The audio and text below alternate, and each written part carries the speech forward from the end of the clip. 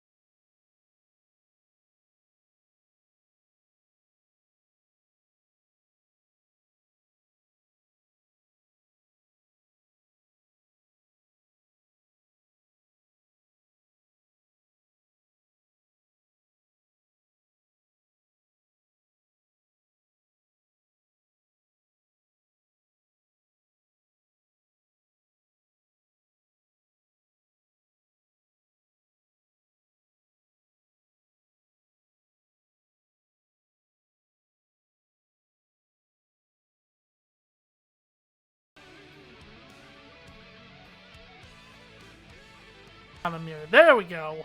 Hello, everybody. Y'all hear about Georgia? I went there. Like our cards there. They do. They have cards there. Is that like Italy? Is it like a real place? I'm still trying to figure that out. Great, okay. So, but, yeah, so, over the... How was the construction on the highways in Georgia? Honestly, the trip down wasn't that bad. How far of a, how like long of a trip was this comparatively? It's like a 3-hour drive to Louisville. It was 7 hours. Okay, 3 hour. That's like a like for a big tournament. That's a pretty normal drive. Yeah. Yeah, I live in South Carolina, so we're pretty much right above. It's just, Georgia traffic can be a bitch sometimes, but thankfully it wasn't that bad.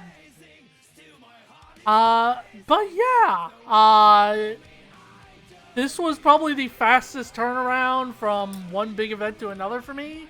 It was like 4 months, or not even that, it was closer to 3 months, because, Louisville was end of July that event happened. So, with that, there was only one set released in between these events. So, the meta, has not changed that much, comparatively. There are some things that have, new things that have been introduced that have change the meta up, but comparatively, it's very similar to last time, but also not very similar to the last time, and we'll kind of get into that. I was gonna ask if this was if we got one release, if it was one of those impactful Attack on Titan releases, or if it was more like I want to say like the Lower Decks one that I don't think I've seen you mention a single card out of. Or whatever, yeah. So, again, this is something I'll talk about later, but yeah, Teenage Mutant Ninja Turtles did release. I will say, none of the... Yeah, I know, Magic the Gathering is getting Teenage Mutant Ninja Turtles as well. Yeah. No, yeah, I saw the last time you posted like a big tournament result sheet, and I noticed there were 0 Teenage Mutant Ninja Turtles on the top 8, which... Is that good? So... The way I've kind of been describing it is... It's not so much that, like, the turtle characters are underpowered, so much as the power level from Attack on Titan and Godzilla especially is just kind of a lot more over the top. So it's a little bit hard for those characters to really shine. There are people who play those characters and do make decent. They just didn't hit the top 16. Like, there was a character, a Teenage Mutant Ninja character that made like 22nd, I think. If you go back and look at like the rankings beyond just the top 16. But that being said, the set did have an impact on the meta, just not with its characters, which we'll get into. Now, one of the first things I want to talk about, and due to the fact that this is not in the, it's not really the fault of the organizers nor UVS Games Company. This was solely on the hotel. This hotel sucked ass. Yeah, random bad hotel. venue. Yeah, bit of a rough venue. First, the event coordinators did coordinate with the hotel to serve lunch during the lunch break, which would have been okay, except they did not make enough food for what was going to be the most popular option, which was just the burger. And the chicken sandwich, which I got, was a grilled chicken sandwich. Driest piece of thing I've ever fucking had. Yeah, mass-produced grilled chicken is rough. That's never... Because the thing is, like, a lot of mass-produced food, like, has to, like, hang out under reheating stuff for a while, and chicken is not particularly good about that unless you, like, really butterfly it thin, and even then it's still got to be a quick turnaround on the service. Yeah, bad call on their part. Yeah, also it was obviously expensive, overpriced. Because it's hotel food, so yeah. Were there like options and other options in the area, or is it just like, hey, we got this venue, this is what you got? There was, but it was kind of just like you only have an hour for the lunch break, so it's hard to say like whether or not you'll have the time to, DoorDash, make the drive. If you don't whatever. have a car or something available, if you're not someone with a rental, it's probably going to be tough. Second, and the more dire situation, the AC was broken. No, never. Nope. Sorry, I'm out. Summer. Sorry, I'm out. Later. Yeah. Yeah, sorry, I'm gonna go check out some national parks or something. I'm out of here, dude. You want me to stay in a room with like 100 people? Yeah,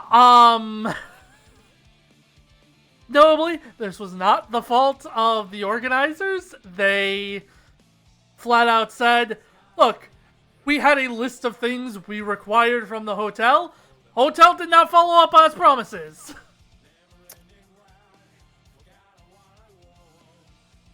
So shout outs to the hotel, or not the hotel organizers, but the event organizers, eventually getting like 9 fucking industrial fans and pointing it into the room.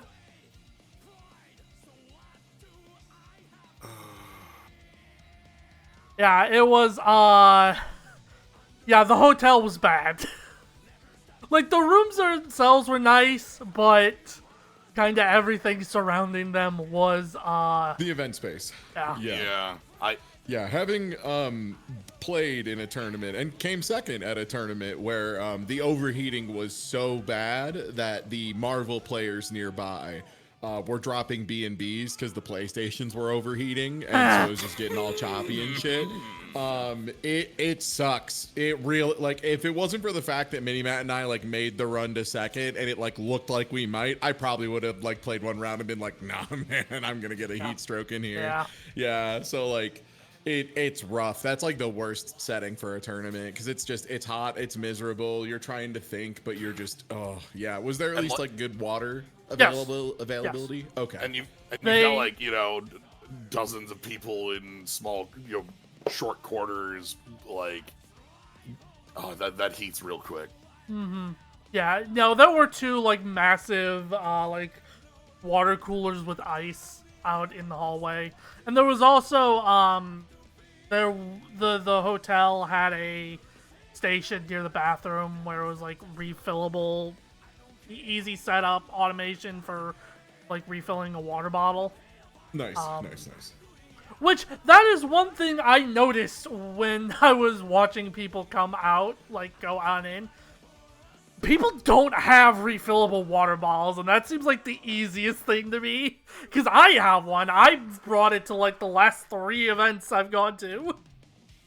Yeah, and it, like, you gotta check with the event, because some events get really weird about any kind of Bringing bottle anything stuff. in. Yeah, I've been in, like, convention centers that, wild. like, hate you bringing anything in because that eats into, like, they have on-site, like, we're selling water, we're selling food. Yeah. And so if you try to bring something into, like, certain convention centers like that, like, they'll turn, like, no, sorry.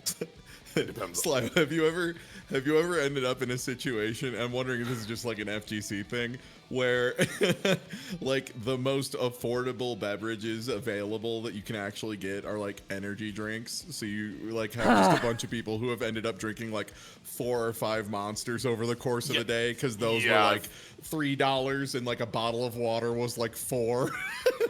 I've been to like Magic events that have specifically had like Red Bull as like the sponsor sort of thing, much like an FGC event. The other one at the FGC, shout outs to Combo Breaker, I think it was like 2019. They had alcohol service at like Yeah, and like that's fine. That's like standard for the events. The problem was it was alcohol service brought to you by Red Bull, and all of the drinks that involved Red Bull were like far and away the cheapest and most economic for getting alcohol. So most of the people who were like pretty fucked up were fucked up and awake until 5 a.m. Oh boy. But, yeah, beyond the hotel, one kind of neat thing was, we got to see the 2026 roadmap before anyone else. That's fun. Excellent. Yeah, that was also one thing that, this event did that none of the others did, which is kind of weird in hindsight, is they had this huge projector at, like, the end of the room. At the time when we got there, it was playing Guilty Gear music. Cause yeah, that's what the next set is. For those who don't know. But also, like later on Sunday, it was showing the top 16. Like that's just something that makes sense, like in hindsight, and it's fucking weird that we didn't have it before. Yeah, that's a thing I would just sort of expect. I remember in a number of like large events I've been to for Magic, like there's just like, hey, you want to watch the top 8? There's a spot you can sit and do that. Yeah. If you see like at Aki, for example, as soon as we hit top 8 for like any event, there's like 2 setups for 2 games going, and it's just always on a big monitor is one of them. And if there's a break, you switch to the other one. So there's just like always a top event on screen. So there's always something to look at and yell at. Yeah. Also, like during the like pools itself, you could also see the timer. They also had like 2 TVs in the back that had the timer on it.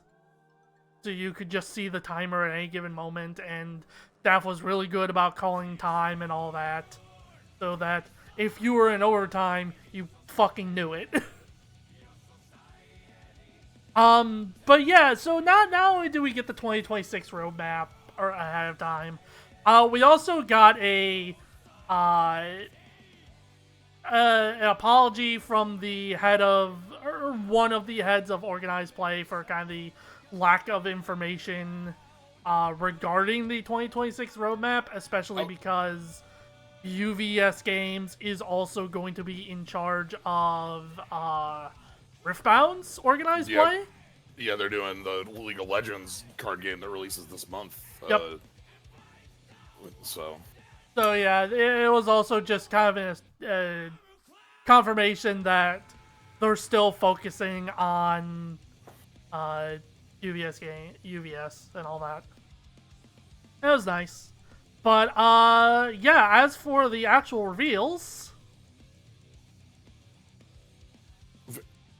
so it's Godzilla. It's hilarious to see this as UVS universes going back to Universal Fighting System, going back to like its roots of this game started in its first years as Street Fighter, Soul Calibur, King of Fighters, Tekken 6. Yep, used to be the fighting game card game. Sam Show. And the mechanics speak to that throughout, right? Yes. Like it's like you have high, low, and mid attacks. When an attack isn't blocked, you build meter known as momentum that you can spend to do big cash out moves. On defense, you block. So seeing like, okay, this year we're ending on Guilty Gear, and next year we've got Street Fighter, Tekken, and King of Fighters like in the pipe. Like it's seeing what they have for that coming back. And My Hero getting another one here also makes sense because My Hero carried this card game for 3 years. Yeah. There was like for my universes, like for good 2 years, it was the My Hero card game. Yeah, after the Mega Man era, which was also, a few year era before that, but after the fighting game had. I think a lot of people are going to learn today for the first time that Fairy Tail has a new thing that's going on. Yeah. Wait. Yeah, there's a new cartoon or a new anime. Sorry, they don't call them cartoons. I was going to ask about that, seeing as I think of that as like a decades old anime. So. Yeah, it has a sequel series going on. It's still running, like both anime and manga. Yeah.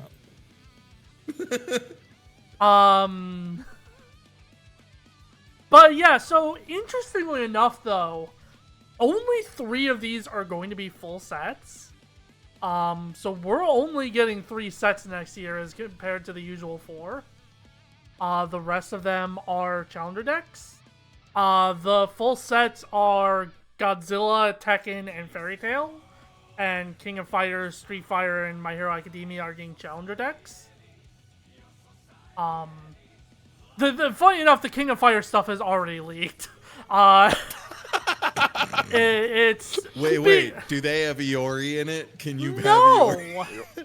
What? It is Team Hero and Team Rival are the Challenger decks from KOF 15. So Shunne, Benimaru, and the Sleepy Sheep guy. Yeah. Whose name I can't remember. And yeah, those are picks. They could choose those. Yeah, for sure. License holder is probably the one who makes the end decisions. It's the probably same reason why we got specifically the most recent movie for Teenage Mutant Ninja Turtles. Yeah. But yeah, God. Y'all knowing me, the Godzilla set is going to fill me with dread and horror. We're reprinting all 4. They're going to be in standard for the next 4 years. Yeah, Rodon is not rotating. Rodon. We're actually printing Rodon 2. It gets a 4th health bar. Yeah. But yeah, I know some people were kind of upset about My Hero not being a full set since it's the final season and all that, but Right, the timing on that is pretty particular too, with the final season starting this week. Uh, Still coming back to it, like also one of the major complaints that I remember you mentioned that players had over like card design long term is not bringing back favorite mechanics. Like they made kicker and then they didn't bring back kicker, and everyone was like, "But like we love that mechanic. Why isn't it here anymore? Like why does it all have to be new mechanics for new seasons?" So like revisiting that old stuff should also give them a chance to like goose those like right. We have we have another Street Fighter thing here. I know there was a previous Street Fighter thing, and leaving them in the lurch, like, oh, here's like Luke, and Luke never gets any more support for the rest of time, sort of thing, and like maybe. I will say it was less like them not bringing back old mechanics so much as like not.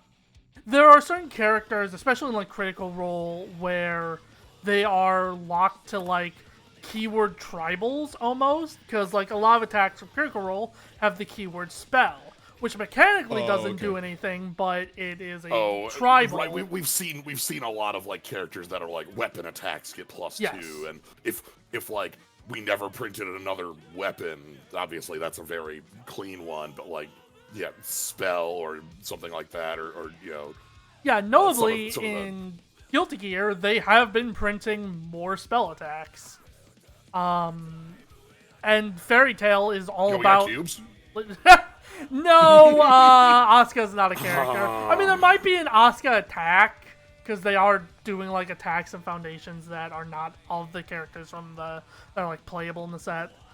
But How much text do you need to have on cubes for a card? Like? I was gonna say they should do the nightmare staff that like makes everything like do a little tornado whirligig and just it's like flip 2 coins and it changes the attack zone and like no one knows what's going on with it. I saw you post a Behemoth Typhoon, and I really wanted there to be 7 other Behemoth Typhoons with 7 different text. Like.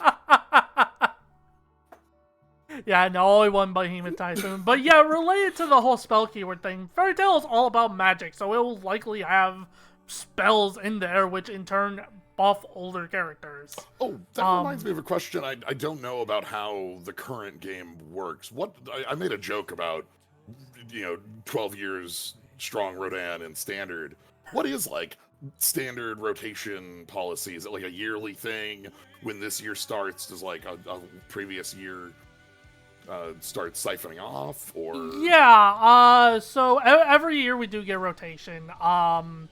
It's the 2 years past is what gets rotated out. So like all the stuff in once 2026 happens, all the stuff released in 3 years, because all the stuff in 2023. So 2023 would be banned. Yeah, it's a 3-year rotation. Okay, that's reasonable. Okay. And is it just always on the calendar? It's always just like January 1st, 2026. All the cards that released in 2024 are out. Once out of the the game? first set of the year releases. Okay. Yeah, that's pretty reasonable. Yeah. We are stuck with Godzilla, Rodan, and Ghidorah for another year, but that's just life. But yeah, enough about what's coming up. So previously, I had talked about how backup piles were kind of the meta. We saw 6 very similar decks make top 16 in Louisville. Notably, that has actually changed. Like, backup pile decks are still strong, but people have kind of figured out the way to deal with them. And the probably one of the main reasons why they were so prominent in Louisville is because they kind of took people by surprise. Like, people kind of expected Hanj 1 to be very strong. People did not expect these other characters that also utilize backups to make an appearance. But as we'll get into how the meta has shifted a bit, you'll see that they are not nearly as prominent as they were in the top 16. Which I think, and this kind of ties into something that I've been getting a little bit heated about in regards to how whiny this card's fan base can be at times. We shouldn't be doing knee-jerk ban in erratas. Because, as we've talked about before, we should have a format. Shit shouldn't change every fucking month. Yeah, it's not like you're a game where there's like 5 different colors that are like distinctly broken up, and if you're not playing one of those 5, you just don't get to be in top 16. That would be like a thing where we'd be like, hey, let's talk about this, fellas. That would never happen, so like not relevant, I guess. Yeah, definitely not. Not fan and erratas, bans and erratas. Yeah. I know I'm terribly hardline against errata and cards unless you have like some big reason to, but they do like a monthly or such list. Yeah, every month there's a ban and errata list. People have been mad because like the last 4 months have said no changes effectively. That's a very, very quick cadence for a list. Like on a monthly, I would expect no changes. Like, most card games do like a once or twice a year like big window where like players expect us to make changes here. And then just like any other window is understood as like nothing unless something is like clearly fucked up. Yeah. Mm-hmm. Yeah, so kind of the reason why they started the monthly ban and errata list is because previously there was like no communication. Yeah, no, okay, that is much better than like it appears on a Tuesday and you have no idea when and who can say what the rules are. Yeah. But yeah, so the meta has changed from Louisville. Like, it hasn't changed drastically, but there has still been noticeable changes, which we'll see. So pre Louisville, I was sort of locked into a deck, but I had to make decisions like regarding if the backup piles did get hit in the ban errata list at a point. With that in mind, I had 3 different characters that I was thinking about bringing to Atlanta. I think out of these, the only one you have not seen is Raphael, so if you want to go ahead and read him. That second effect is incredibly expensive. Discard your hand for 4 damage. I would hope that Raphael has some sort of recursion / draw to make up for that, and then you've got a lot of speed and a little higher health. And yeah, that's, I guess, same as Fire notably has a lot, or I should say a lot, is like 2. It has cards that say, if this is discarded, draw a card. Mm-hmm. So that gets played in Raphael. He also has a lot of things where, like, he'll, like, remove the top card of his deck, and if it's an attack, he can play it. Yeah, Devil Jin being on here is funny because Devil Jin, and this wasn't something I pieced together until I saw it becoming popular like a couple weeks before the event. And I'll show you the actual card. Devil Jin got a card called Equipment Heist from Teenage Mutant Ninja Turtles, where it says, if is an action that does not count towards progressive, and says if you have 3 or more attacks in your card pool, search your deck or discard pile for an asset and build it. Oh, cool. So just pull a foundation out of nowhere, put it in play. Notably, also in Teenage Mutant Ninja Turtles, there was a 7th difficulty asset with no block modifier that says, commit, this attack gets +5/+5.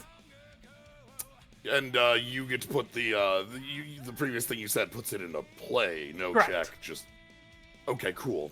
Just Word, double checking yeah. on that. So for anyone like unfamiliar with universes, foundations are like kind of what you use to like pay for attacks to make sure they get over the line and like get through. Yeah. But you also have to like pay for the foundations themselves when you play them. Like they work up your difficulty track, so it's not like Magic where you just put down like a foundation once per turn or whatever. It's like part of your considerations for your combo structure or what you're going for.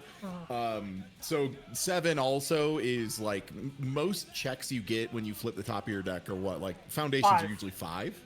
Yeah, 5 or five. So 6. you would need to have like juice on top of a check to make that foundation come down. Like you wouldn't just get it by playing naturally. That's like what I'm trying to get at is like that's a pretty big barrier to play that. So getting it for free is crazy. Yeah.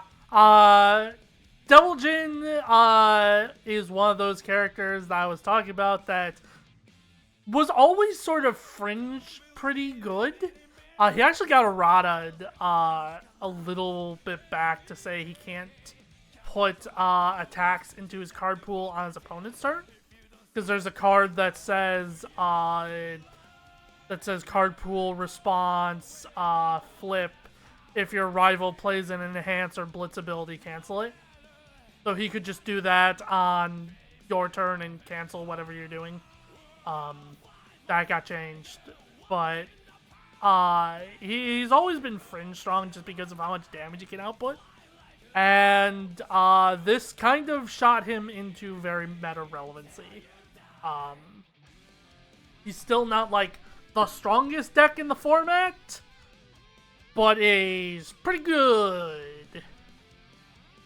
But yeah, as I mentioned when I said 4 straight months of no changes, backup piles did not get hit, so I kind of had my choice. And I ended up going with this guy, who is like, he plays the backup piles well, but he's not as strong, or at least in my mind, he was not as strong as the other ones who could utilize it. And he was a bit more aggro focused than the other backup pile decks, which were a bit more controlling. And because of the nature of backups, I have a lot of extra cards to show you that kind of go into what this guy does. Right, because your first turn you're tutoring a card on turn 1. These are sort of his 2 main attacks, I would say. I can't remember if I showed you Falling Titans, so... No, I did not remember that one, and that is just keep rolling. As long as you can check a 6, you just keep going at it. Or if, the attack gets sealed, your opponent cancels the responsibility in some way. Which there are a lot of ways to do that. So it's not... There's a reason why... But the attack still goes through the first time, right? Yes. Yeah, so like they are still at the very least like just canceling the recursion and not canceling the card itself in a certain sense. There's a lot of ways to deal with it, which is why you can't rely on it being your sole win con. Like, it's very strong, don't get me wrong, but and yeah, here are sort of the key backups, I would say, that make up Zeke's and other backup pile game plans. And 9 Titans is the one you showed off big in the last one. 10 copies, huh? 10 copies. You run all 10. It's why Zeke went from like being kind of unplayable previously to actually being good now, because he can consistently hit those 4 backups in play before like realistically your opponent can react to it. Oh, because these are incredibly cheap compared to a lot of the other setup.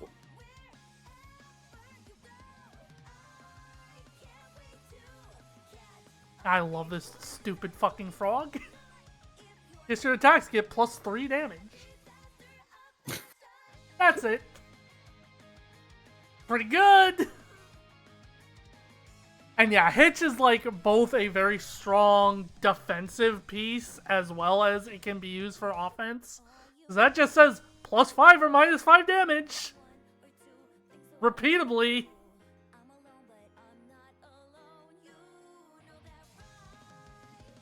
But yeah, notably, unlike a lot of the other decks I've played for events, I actually made the decision on who to play at least a month or two in advance, unlike the 2 weeks I had beforehand. So, you know, I went into this with a bit more confidence. What I didn't have confidence in, though, was my retro deck. Sea Viper. Something completely different from last time. Common phase begins, reveal, top card deck, you can draw and discard a card, draw a card, sure. Cool. Stun. Oh, you're just doing stun reversals. I see. Okay. And your charge attack gains stun too. Yeah, so reversals, you had said, basically don't exist in modern. There are pseudo reversals now. There's 2 of them, but yeah. But those are attacks you play after you block, and then stun lets you tap down all your opponent's foundations. Stun them on their turn, which is very funny. Yeah, so that they both can't attack anymore and also get blasted when you untap. Yeah, I went 1-2 in retro. I did not do good. Yeah, I have stunning your opponent out is weirdly not as strong as it seems to be. Especially in retro, your opponent has a fucking lot of tricks they can do. Ones I'm familiar with because I didn't play back then, and I get to play retro once in a blue moon. So Yeah. Yeah, if you're going to pick a format to focus on, it's probably not going to be retro, yeah. Yeah. So, I will say this before we start talking about the main event. When I went to Louisville, I had made a goal for myself that I wanted to hit top 64. I did not do that in Louisville. I made 103rd, I think, out of 170 people. Which isn't bad, but it's not quite what I wanted. But we'll see how I do this time. So yeah, we start the event pretty punctually, thank God. In the fucking 89-degree room or whatever the fuck it was. Help. And I sit down against a character that I did not expect at all. If you want to go ahead and give Ochako here a read. Full foundation. +3 speed, +3 damage. Charge. And those are mid attacks being indicated, yeah? High? High. I think that is. High, okay. I think that's. So those are. We're going for overheads. That's what, that makes sense. Sorry for being a man. Yeah. After deals damage, ready a face down foundation. Once per turn, after you play your second or greater unflip. Oh, unflip. Okay. That sounds like that has some nice utility for. Yeah, I was gonna say there's some foundations that require you to flip to do something absolutely messed up. Yeah, I mean a lot of the really strong effects have flip effects. Yeah, just that because would you be can't use them. Unflipping is very rare. Yeah, because that's supposed to be a once per game-ish thing, per card sort of thing. Yeah, it feels like pulling a card from exile, which is, generally pretty restricted. Okay. So yeah. Okay. Overhead's aggressive. Might have some funky synergies. Yeah. Ochako used to be kind of like the premier aggro character. She's fallen off a bit just by virtue of better stuff coming out, and aggro kind of like this kind of hard aggro being subsumed a little bit by other forms of aggro, which you'll see in the top 16. But yeah, these are more or less the attacks she plays. Obviously, there are more, but these are the most impactful ones. Counting face down foundations for extra damage, getting extra damage on overheads, throw on that as well. Draw a card on flipping a foundation, so you can draw a card and then unflip a foundation and then keep going all out. You know? It does look like she's about to hit you with the tri-beam. What anime is the Balor guy from? That's Bowie from Yu Yu Hakusho. Yeah, it's... That's but, insane. But yeah, like I said, this was a character that I wasn't really expecting to see, especially in the year of our Lord 2025. First game, I won pretty handily. I kind of just stuffed their offense with all my damage reduction, and they run very little defense by, virtue of being an aggro deck. So once I did manage to flip, or transform rather, I kind of just killed them. Game 2, however, they actually did manage to get the win. They managed to... I think I didn't manage to get a lot of my more defensive pieces on the board in time to stop their aggressive attacks. And I just kind of... The nature of aggro is that it always has, like, a puncher's chance. Like, if aggro just draws good and you don't draw good, that's aggro just takes it every time. They're there to kill you when you're setting up. Mm-hmm. Yep. Yeah. That being said, I did win 2-1 overall, and they placed 61st overall. Which, thankfully, there is a person now who is able to scrape the main website for the data, so we can very easily check, like, who I played against and how I did and what my final record was and how my opponents played. Just sort of a thing that's just nice in the end. But yeah, not a deck I was expected to go against. That being said, still played pretty well and managed to take the win.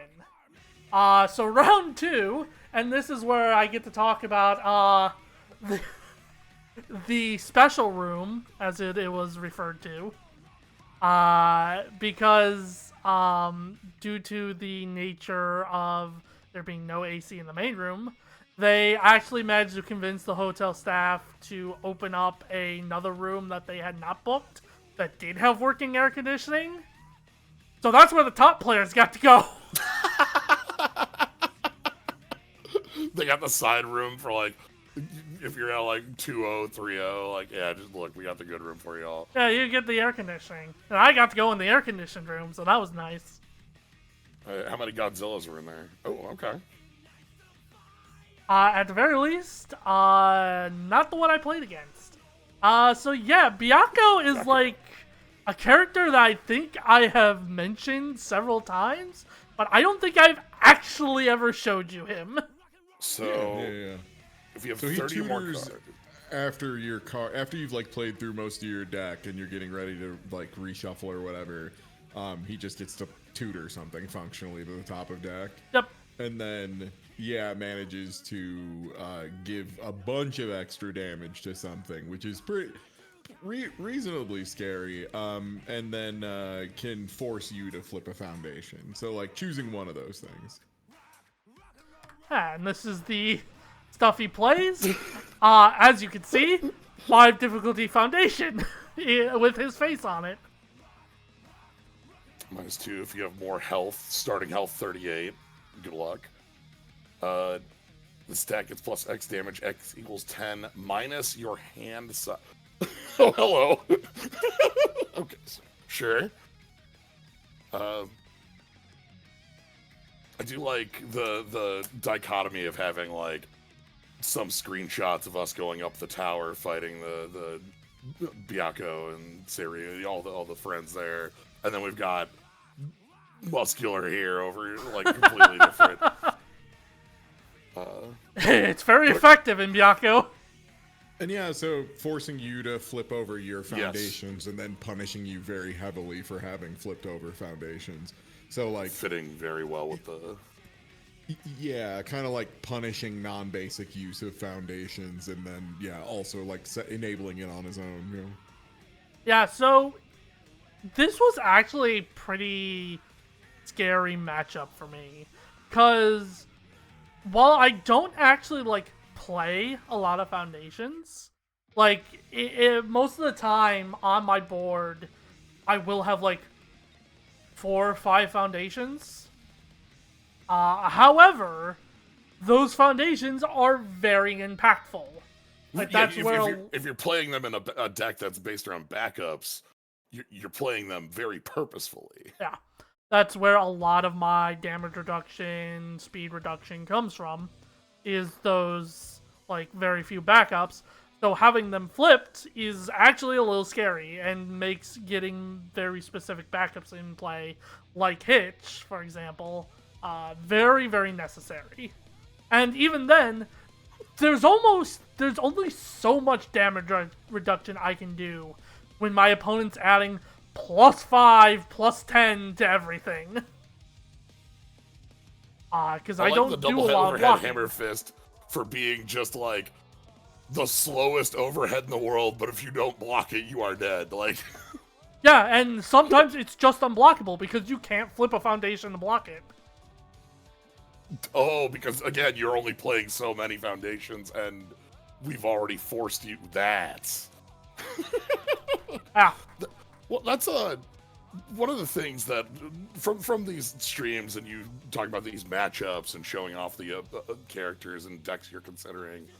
This game definitely has the feel of like you show up to the table and all of a sudden somebody's playing JP and you're like, oh god, I have to play a completely different game for the next yes. best 2 out of 3. Like, Yeah. it's time to learn spacing. and then the next match is completely different. Geef is there and you're Yeah, I was gonna say it's Potemkin, and I'm trying to stay as far away at all times. And Right. I just have to engage a different part of my kit entirely, and like close slash is lovely, but not today. Yeah, and so like every single one of these feels like a very different take on like, oh, now this one is like super punishing on like foundations, and you're playing something completely different versus like, boy howdy, how many times can you block an overhead versus like, how fast can we go, or how many times do you have to kill Rodon, sort of thing. So, Yeah, it's like this is a very matchup-heavy game, which is fitting considering it's based on fighting games. There are some matchups like with characters that it's like straight up sometimes a 9-1 matchup. Like those don't happen a lot, but they happen. That being said, I thankfully just managed to output enough damage that I managed to 2-0 him. You managed to punch through 38 fucking health. Also, part of why I want to is Byakko is a very real 5-hander. Like, outside of his stacking, he has no real good draw on face. So He's not, like, constantly replenishing, so it's not like someone who starts with 4 but then gets to draw 3 every turn. Yeah. so you are actually at 5, and that's a pretty big disadvantage. Yeah, so if he opens a hand with like 1 attack, that's about all you can do. And I can deal with 1 attack. I was gonna say, compared to the other cards you show us pretty regularly, this card does feel like it was printed 2.5 years ago to me. This is like, This is kind of the like. This feels like it's not part of Modern Horizons. Is Uh, what I mean. Like, He was actually printed longer ago than that because this was a reprint. oh word. Oh. Okay, yeah, that adds Um, up. However, up until like recently, he's still been strong. And even then, he can absolutely get games off you if you're unprepared for what he's doing. Oh yeah, yeah. Like a tier 1 deck from like 3 years ago is still like a tier 2 deck now. Is in generally speaking, yeah. Yeah, plans you have to be like prepared for because they, both they were real, and if somebody's picked them up, they're gonna be pretty practiced. Like if something's been around for long enough, But, yeah, and then, so I was 2-0 going into this. Looking a lot like my track record in Louisville. Going 2-0, and then in Louisville, I kind of crashed and burned for the rest of it. And going into round 3, sitting against what was currently the scariest meta threat that I was very much unprepared for, because he just came out, or he didn't come out, but people started talking about him like a few weeks after the, before the event. Yeah. And yeah, we get to see the cards I was talking about now. Card doesn't count towards progressive difficulty. That's already pretty. it pretty checks good. a 6 too. Yeah, Okay. fuck it. Wow, yeah, better than a foundation if you just flip it. Wow, that Yeah. okay, that's lovely. First form, draw 1 card, discard a card. What does first form mean? Is that just it has to be your first play? It on has the to be the turn, or- first thing you do on your turn. Okay, right. And then enhance card pool your turn. If you have 3 or more attacks in your card pool, search your deck or discard pile for 1 asset and build it. And that's really nice that this doesn't count towards progressive difficulty. So like playing it on +3 isn't like too impossible. Which that's extremely fake in Devil Jin, but What? That he would ever actually pay the full? Yeah. sometimes Okay, he and can then get 3 attacks in his card pool on the first card he plays. And then you've got +5/+5 from your from the mutant machine there, and it also has like a emergency. Use this as a -3 damage. Yeah, that's exactly what deflect does. Basically, you declare no blocks and you say deflect whatever the keyword Okay, range and is. because the heist grabs from deck or discard, you're completely fine using that. It's a way to make it not a dead draw, right? Yeah. Like, Yeah, especially Also, since it has no block.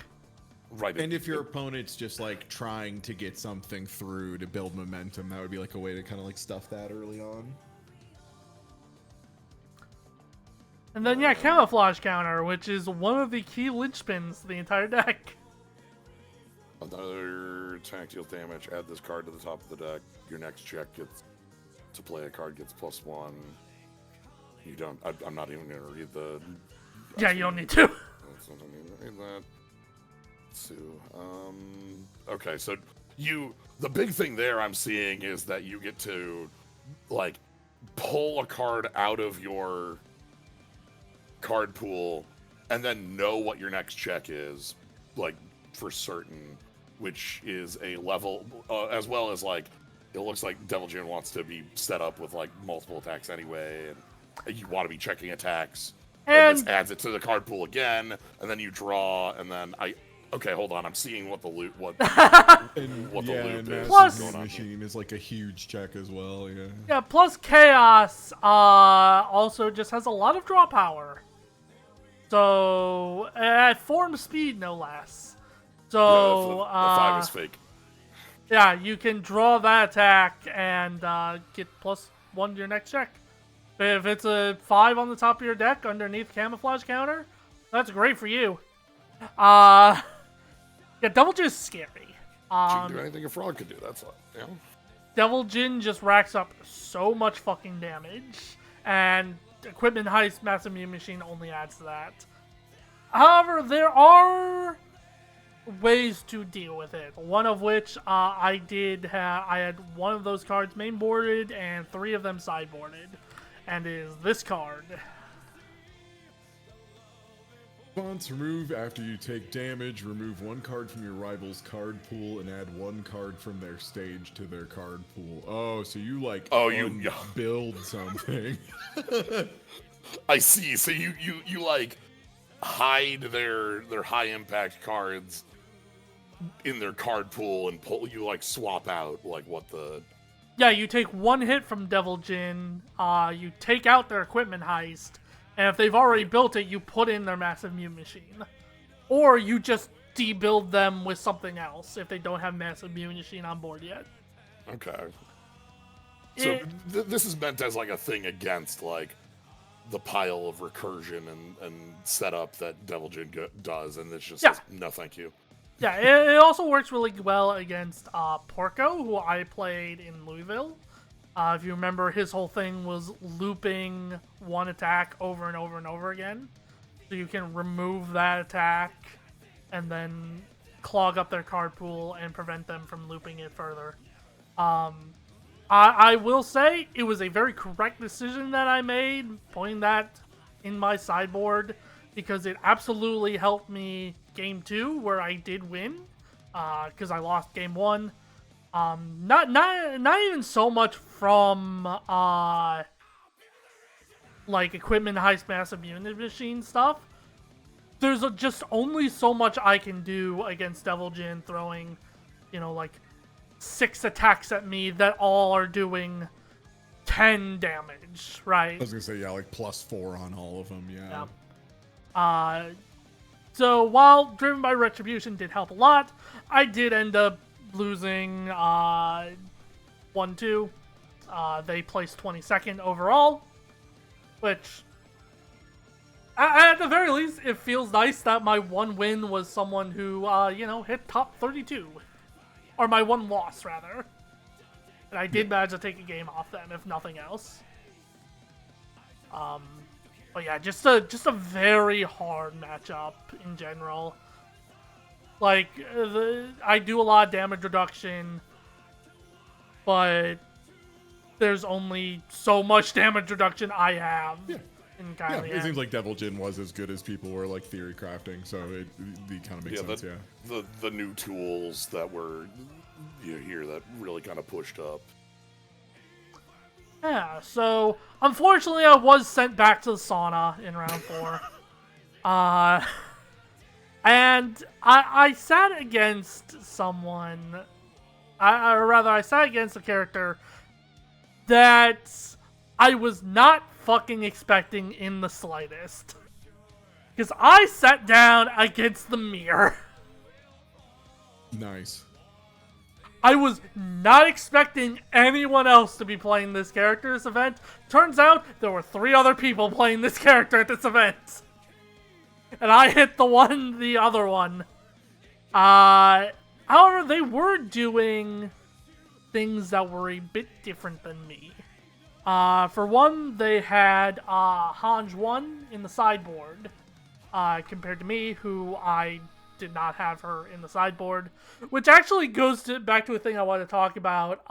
Can you character swap in game 2 and 3? As long as they still fit the symbols, yeah. You can go to character select. I didn't know that was a. Okay. Yeah, you could go to character select. It's not always like super viable, but sometimes. But yeah, what I was gonna say was, having a small community has a lot of drawbacks for kind of obvious reasons. One of the positives, however, is sometimes you ask for advice on a list you're working on, and the current world champion gives you 2 paragraphs worth. Nice. Which one of those pieces of advice was take Hanj out of the sideboard, which I just thought is funny. So yeah, game 1 I did end up losing. I can't remember exactly why. I think I'm pretty sure they just made sure I did not transform in a reasonable period of time, and by the time I did, they had already whittled down my health enough that it was not. It was difficult for me to mount a comeback. Interestingly, game 2, they did in fact sideboard into Hanj. Which, Did they win? No, actually, they lost game 2. Good. Good. Did they switch back game 3? No, they did not actually. So yeah, game 2 I won. I built 4 backups turn 1 and just immediately transformed before they could even do anything. And I just kind of obliterated them. They didn't have, unlike with Zeke 1 where they transformed pretty quickly, they did not have the extra stats that Zeke's transform state has. So it was a lot easier for me to damage reduction and block a lot of their things. Game 3, they were a lot more aggressive about attacking my backups, preventing me from transforming, and just in general stopping me from getting meaningful damage onto them. However, we did actually go to time. How time works in universes is when time is called, the current player finishes their turn, and whoever went second gets the final turn in the game. And I went second, because I had won the second game. Yeah, because you won game 2, yeah. Yep. And I was still on my front side. So things were not exactly looking great for me to actually kill them. I had a Falling Titans in hand, and I had several ways to clean up my progressive so that I could repeatedly slam down Falling Titans. However, I still had to chew through quite a bit of health at only 6 damage a pop. And I ended up actually misplaying. I committed Zeke to try and draw more cards in the hopes of, seeing more attacks that could maybe do more damage. And what ended up being the case is I had gotten them down to like 5 or 6 health. I pick up Falling Titans, and basically I would have needed to check a 6 to actually win the game. Of which I do run 6s, but I checked a 5. So if I had kept Zeke up, I actually would have been able to pass the check. Could have committed and gotten lethal. Yeah. Yeah. So if nobody does it go to a draw if nobody takes lethal? Yes. Okay. Yeah. So it was a true mirror match. At the end of the day, It was a draw, and yeah, it's sort of thing where like, yeah, that misplay definitely stuck with me, because especially seeing later that they placed 19th. It's one of those things that stuck with me. I shouldn't have committed the draw. I should have just looped the Falling Titans over and over. Like, if I checked bad, then whatever, I would have tied anyway. But since I drew only foundations anyway, I would have just checked rolling 5s. I mean, that's something. That's a hard thing to say in the moment too. Yeah. Like, especially because if you are fishing to draw, knowing I did draw blank, this would have been incorrect. It's like, well, you only know that after the fact. Yeah. It's not super worth beating yourself up over, but understandable. It makes a lot of sense. Yeah. I get you. That being said, I did get to go to the good room after this round. Nice.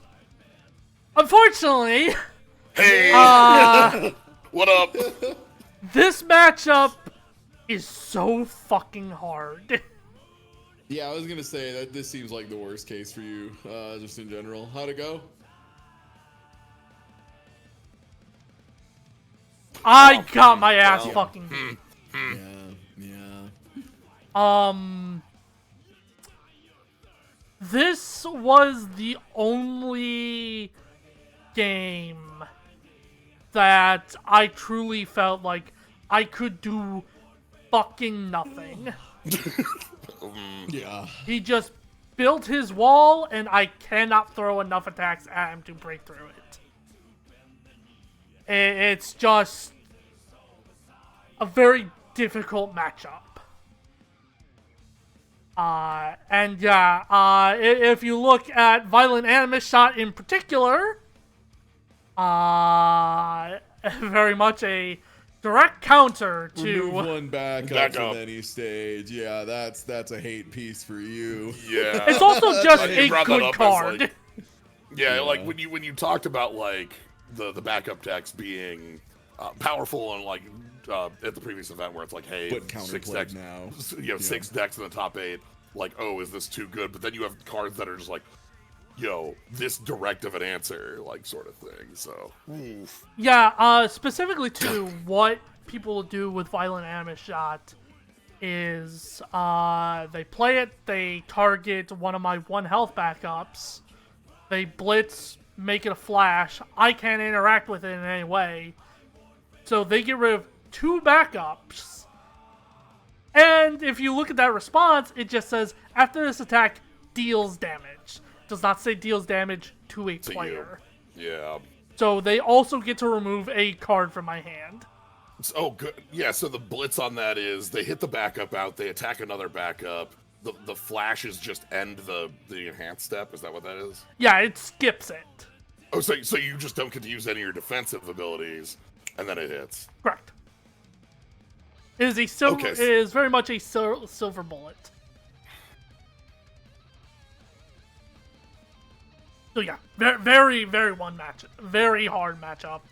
Like I Sometimes said, your opponent is playing anti-Raigeki and you're playing Raigeki, and you just have to go, damn, that's crazy. yeah, very, very incredibly strong card, very incredibly strong character. Genuinely the only thing that I felt like I could do nothing. Yeah, I'm like, especially after what you showed, like where backup decks were such a big thing, it's like people are gonna prep for that. So, And also them finishing 44th shows that like there are decks that beat it, just not yours. Yeah. Not yours, yeah. Well, what's funny, actually, I looked it up. The person I tied against, actually 2-0'd that person that I played against.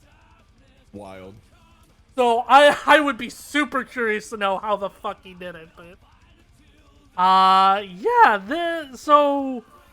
This was the previous regional winner, or U.S. regional winner, I should say, because there have been 3 other regionals, just not here in the States.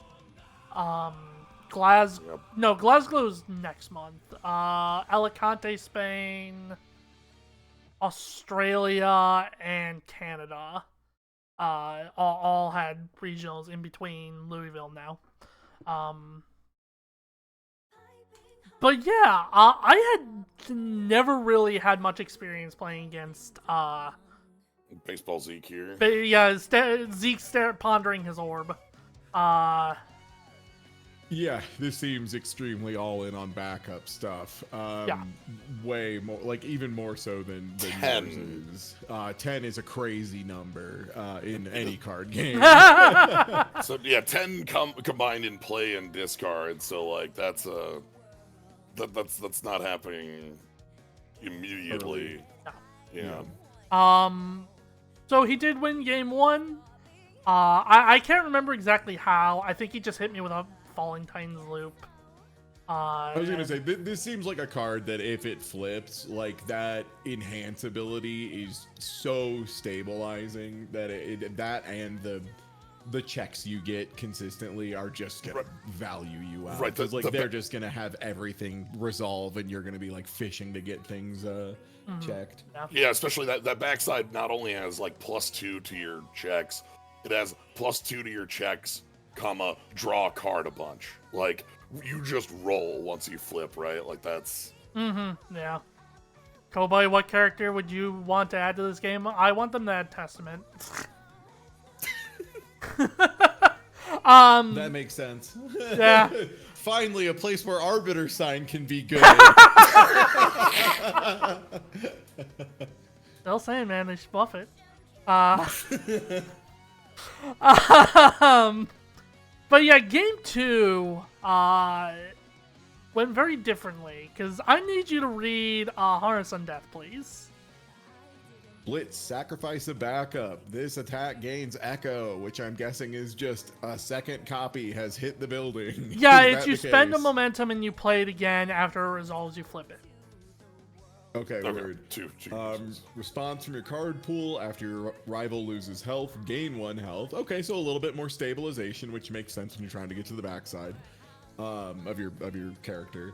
Response, lose 2 health. After this attack deals damage to a character, your rival loses X health. X is the number of... so this is like a... That says this all. in all discard That's piles. not you. That's not theirs.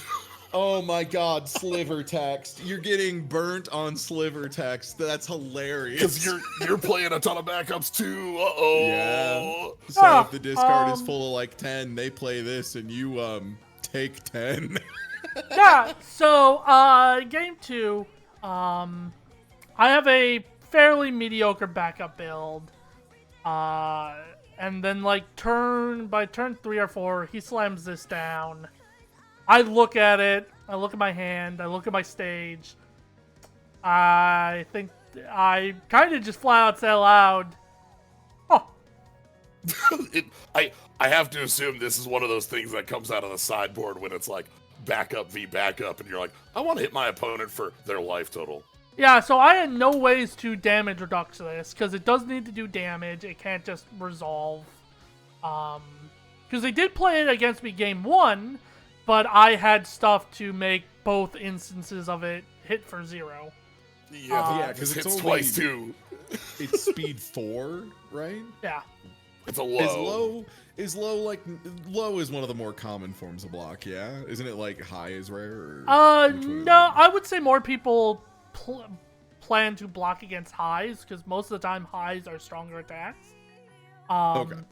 Notably, however, for my deck in particular, I don't care too much about my block zones, because most of the time I am just doing damage reduction. Like, I'm not aggressively blocking. I run 4 low blocks in my deck.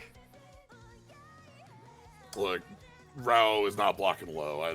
That's just how it works. Yeah. I had no defense against this card. And I just looked through my discard pile and looked through his discard pile. Counted, I think it was 14 backups in total. And then the echo happens and shook his hand. GG. Yeah, I was gonna say this is one of those moments that you just have to sit back and be like, damn, that's crazy. Holy shit, didn't even know that was the thing that could happen. Wow. Just like Guilty Gear, see, perfect fighting game analogy. Yep. You could play it every day for 10 years and you'll see something new every day. like, huh. All right, that just goes. All right. Yeah, wow, that kills me, huh? Crazy. Yeah, so, round 7, I go into it, feel a little down. It is very much reminiscent of my Louisville performance, where I come out swinging very strong, but as the day goes on, and as I play against, better players and stronger players who are playing meta decks, my losses start accumulating. As I sit down against my round 7 opponent, and I see their character. Not another Rodon. Yeah! No! Yeah! I knew it was gonna be one of those motherfuckers. Godzilla's back! As I sigh, as I see the Godzilla on their board. I am so sick of Godzilla. Godzilla 2.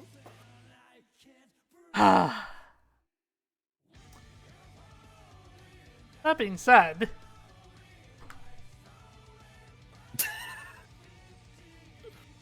Congratulations. I Proud of you, finally gamer. fucking won against Godzilla in a major event. She checked bad a couple times, and I went in for the kill, and that was kind of just the end of the story.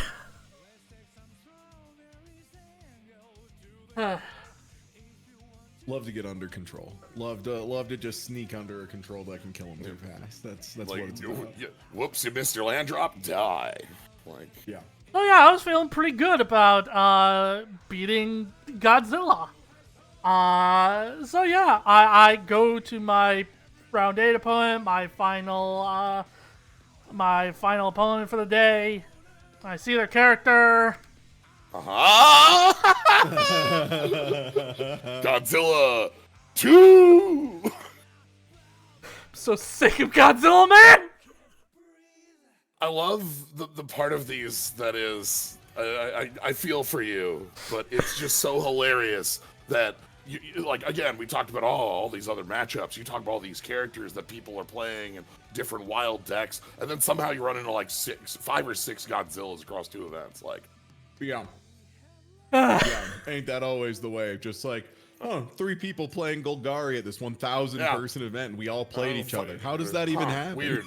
So yeah, I will say Godzilla did have the most registrations.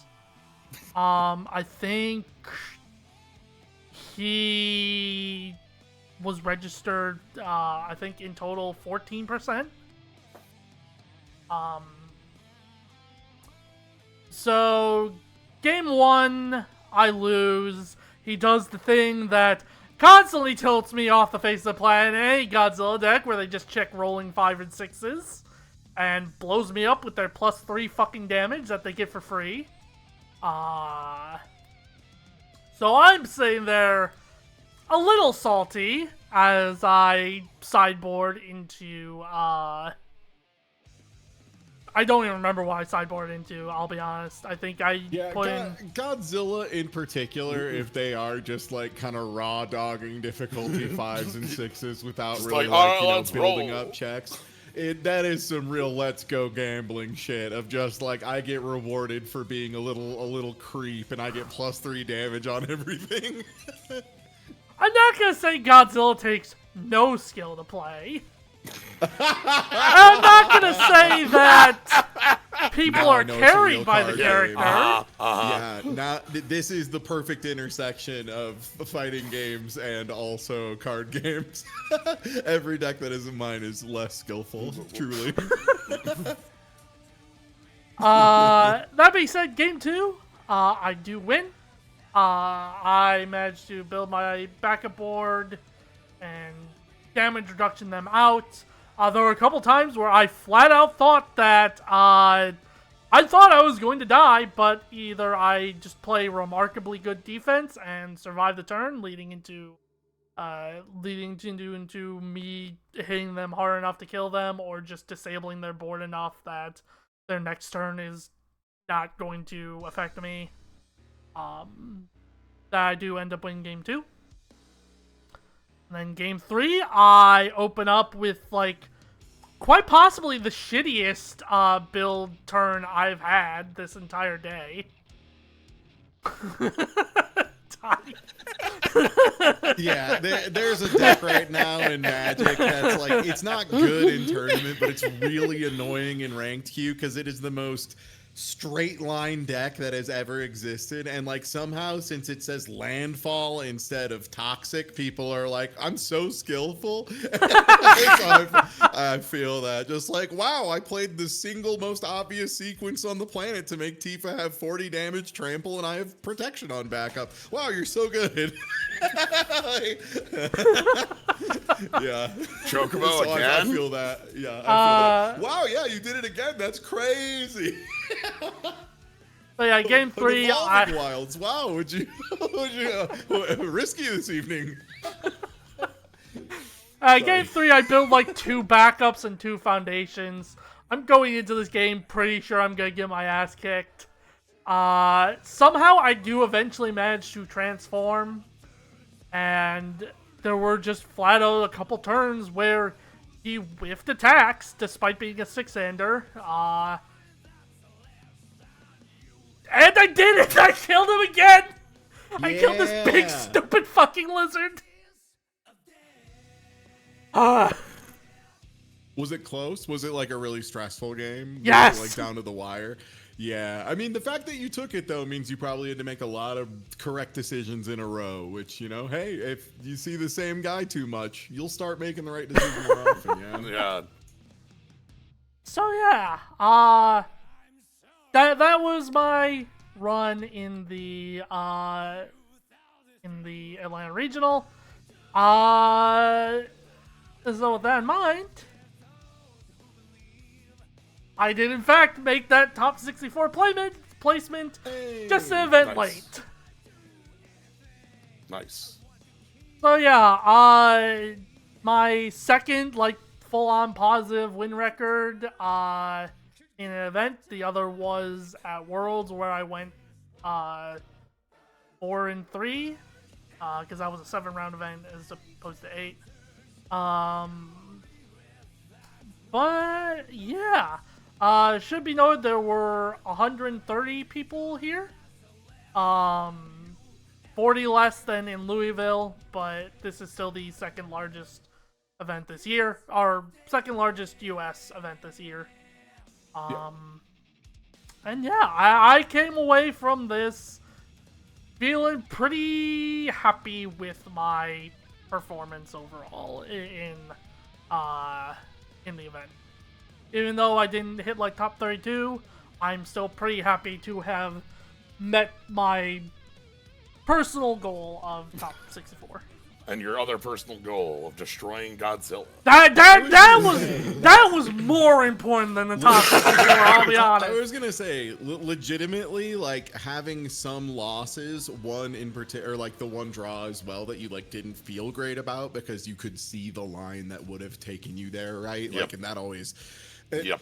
I will say, if you haven't, if this is for chat, if you haven't played in a card tournament before, there is nothing that will blue screen you for the rest of the tournament than making a really silly misplay and losing because of it and being 100% sure that it was absolutely your fault. Things that will make top players in the world just fall to their knees and stop being able to play Magic for 3 days. It's brutal. Yeah. Yeah. And so having that and then managing to go to a matchup that you historically fucking detest and win 2 of those in a row is quite impressive. That's that's a meta game, mental game thing that's a little easy to miss, but that's huge. But yeah, let's talk about the meta a little bit. As you can see, things, as I mentioned before, things haven't changed entirely, but there are some new spins. Notably, Devilgen Spike. Yeah, Devilgen Spike. Hans actually had a massive decrease in players. Again, the ebb and flow of a deck that has as powerful counters as we've seen, where you're like, oh, let me consider anything else. Also, it seems like the decks that we're playing Hanj may have diversified into other characters as well that then play Hanj as a sideboard option, since there's a lot of overlap on symbols between those cards, and since they're largely backup based game plans, they can swap in for each other. Yeah. Notably, Hanj and Zeke 1 it share the exact same symbols, so they can do that very easily. Flare Sword, weirdly enough, Flare Sword, this is the first Deku that has been actually competitively viable throughout the entire game span. This is the one that's specifically from the most recent release from memory that has a pretty a very solid specific game plan. Yeah, Deku 6's game plan is basically he's going to play defense until he gets his board massive enough, and he's going to turn his board entirely sideways, play one attack that is going to be either impossible to interact with or very difficult to interact with, and say just speed catch. or something. But yeah. Yeah, because I know, like, everybody on here, other than Deku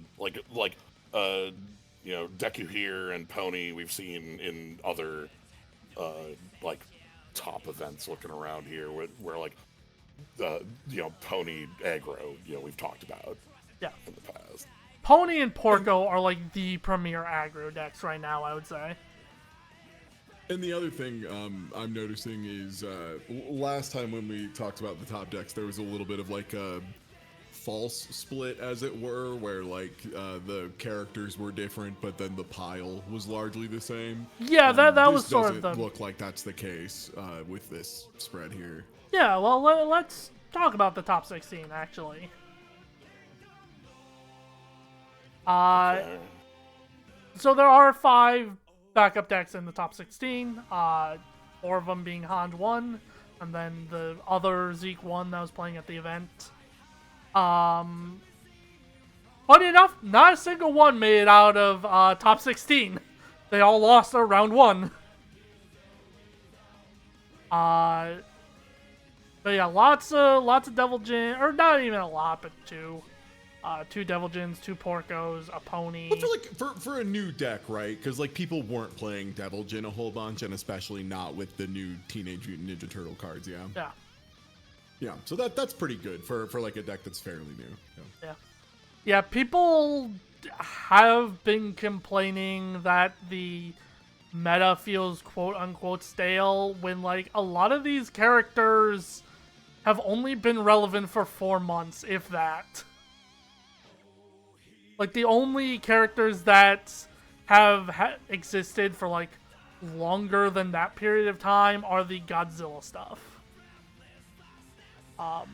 Rodan and Godzilla himself. Yeah, we've seen those for some time. One thing I'm seeing is, like, we've talked about, especially on your choice, so throughout this and in the decks and in your characters you were looking at, Fire seemed to be a lot of the different options there. I think all 3 of the characters you were looking at had Fire as like one of their main options, and we're seeing like Porco and Hunch on that as well. And I guess that Zeke's not on Fire. Zeke has Fire though. Is it a thing of like certain elements are just a little bit more shown up, we're like, because like looking in here, I think we see like 2 big ones in Fire, and is that Chaos? Chaos, the big one, yeah. Chaos, yeah. Like, so is it more like that, or is it just like styles of decks that people are just a little seeing too often? I will fully admit I don't really like totally get in tune with a lot of people. I just see like the comments on like Facebook, because that's where I get most of the news from UVS games, because I am not going into their fucking Discord. And yeah, the people seem to just complain about seeing the same characters. And again, I don't know. It's just sort of the thing where like I would rather have a format than a constant rotating suite of shit that gets changed out like every event. I don't know, maybe that's just me, but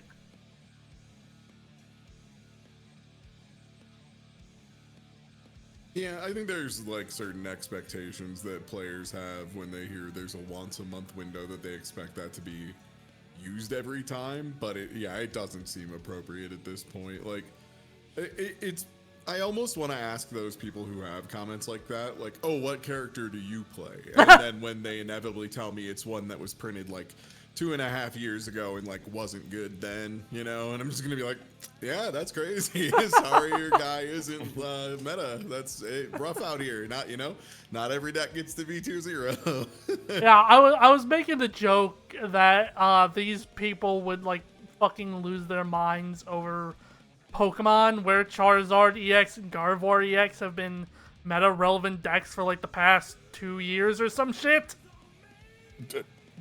To be fair, that's been there's been that's a common thing in Pokemon for a long time.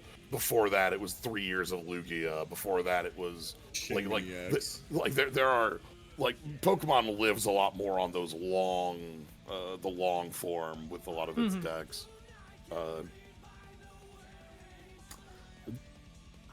But yeah, I outside of the issues regarding the hotel that I talked about, I had a good time. There was this So hold on, my big tooth is scratching. Outside of the hotel itself, this organizer did a really good job in terms of putting together the event. The screen was very nice. The judges were very on the ball. And yeah, they were just doing a very good job altogether. Which I was actually I went into this a little bit skeptical because this was a different team than usual organizing it. Usually it's organized by Rochester CCG, which is one of the main sellers for this card game. It's if you want something quick and maybe a little bit more expensive than TCG Player, you go to Rochester, but you're guaranteed to get it in a week. So they're usually the ones that run it. This was run by a different company called Round 3 Games, but they did a very good job. But yeah, so that being said, my chances for Worlds here are gone. I done the math. I cannot make the points to make it to Worlds. Which I'm not too beat up about. It's in Texas. I'd have to get the money for a plane ticket, hotel, and all that jazz. So, it's kind of whatever. But what's more important than Worlds? That's right, it's fucking Guilty Gear, baby. Guilty Gear is coming out next month. That's right. That's what we're here for. Yeah. Guilty Gear, That's Guilty next Gear month. Yeah. I'm so excited for Guilty Gear to the extent that... How is this not viral? To the extent that, hey, we got some time. You want to evaluate some gear cards? Yeah. I got an hour, so I can dick around for you. Yeah. So yeah, first up, it was the first character revealed, Soul Bad Guy. Yeah. I'm a big fan of this guy. Are you? So this is my Blorbo. Soul? Is this like a character you like? Is that? Yeah, my Blorbo got added, so I like the game. This is great because if they added Soul to Magic, I'd have to be it is still kind of out of character, but it's UVS, so I'm just let's go, baby. This game's history is fighting games. Pulling in Guilty Gear is I gotta say, a couple things immediately I want to note. The idea of having the foundations be, showing off the foundations, and we'll see this on others that are the music. They're all named after their themes. Yeah, their theme. Perfect, great. That's a very cool choice. I love it. So yeah, important to note about Guilty Gear in general, because it is on Soul himself, your first attack each turn gains tension. Tension is a new mechanic being added in Guilty Gear that says, tension in particular says, Blitz, add a Roman cancel token to your momentum. And as a Roman cancel might go, yeah, so you can spend this as momentum, first of all, right? It can be spent as momentum, it counts as momentum. Okay. Yes. Just a free resource. On top of all the other bullshit you're about to say it can do, it also is just a free resource. Yep. Notably, a lot of the tension attacks, the attacks that have tension on them, are purposely understated because of how powerful getting a momentum is.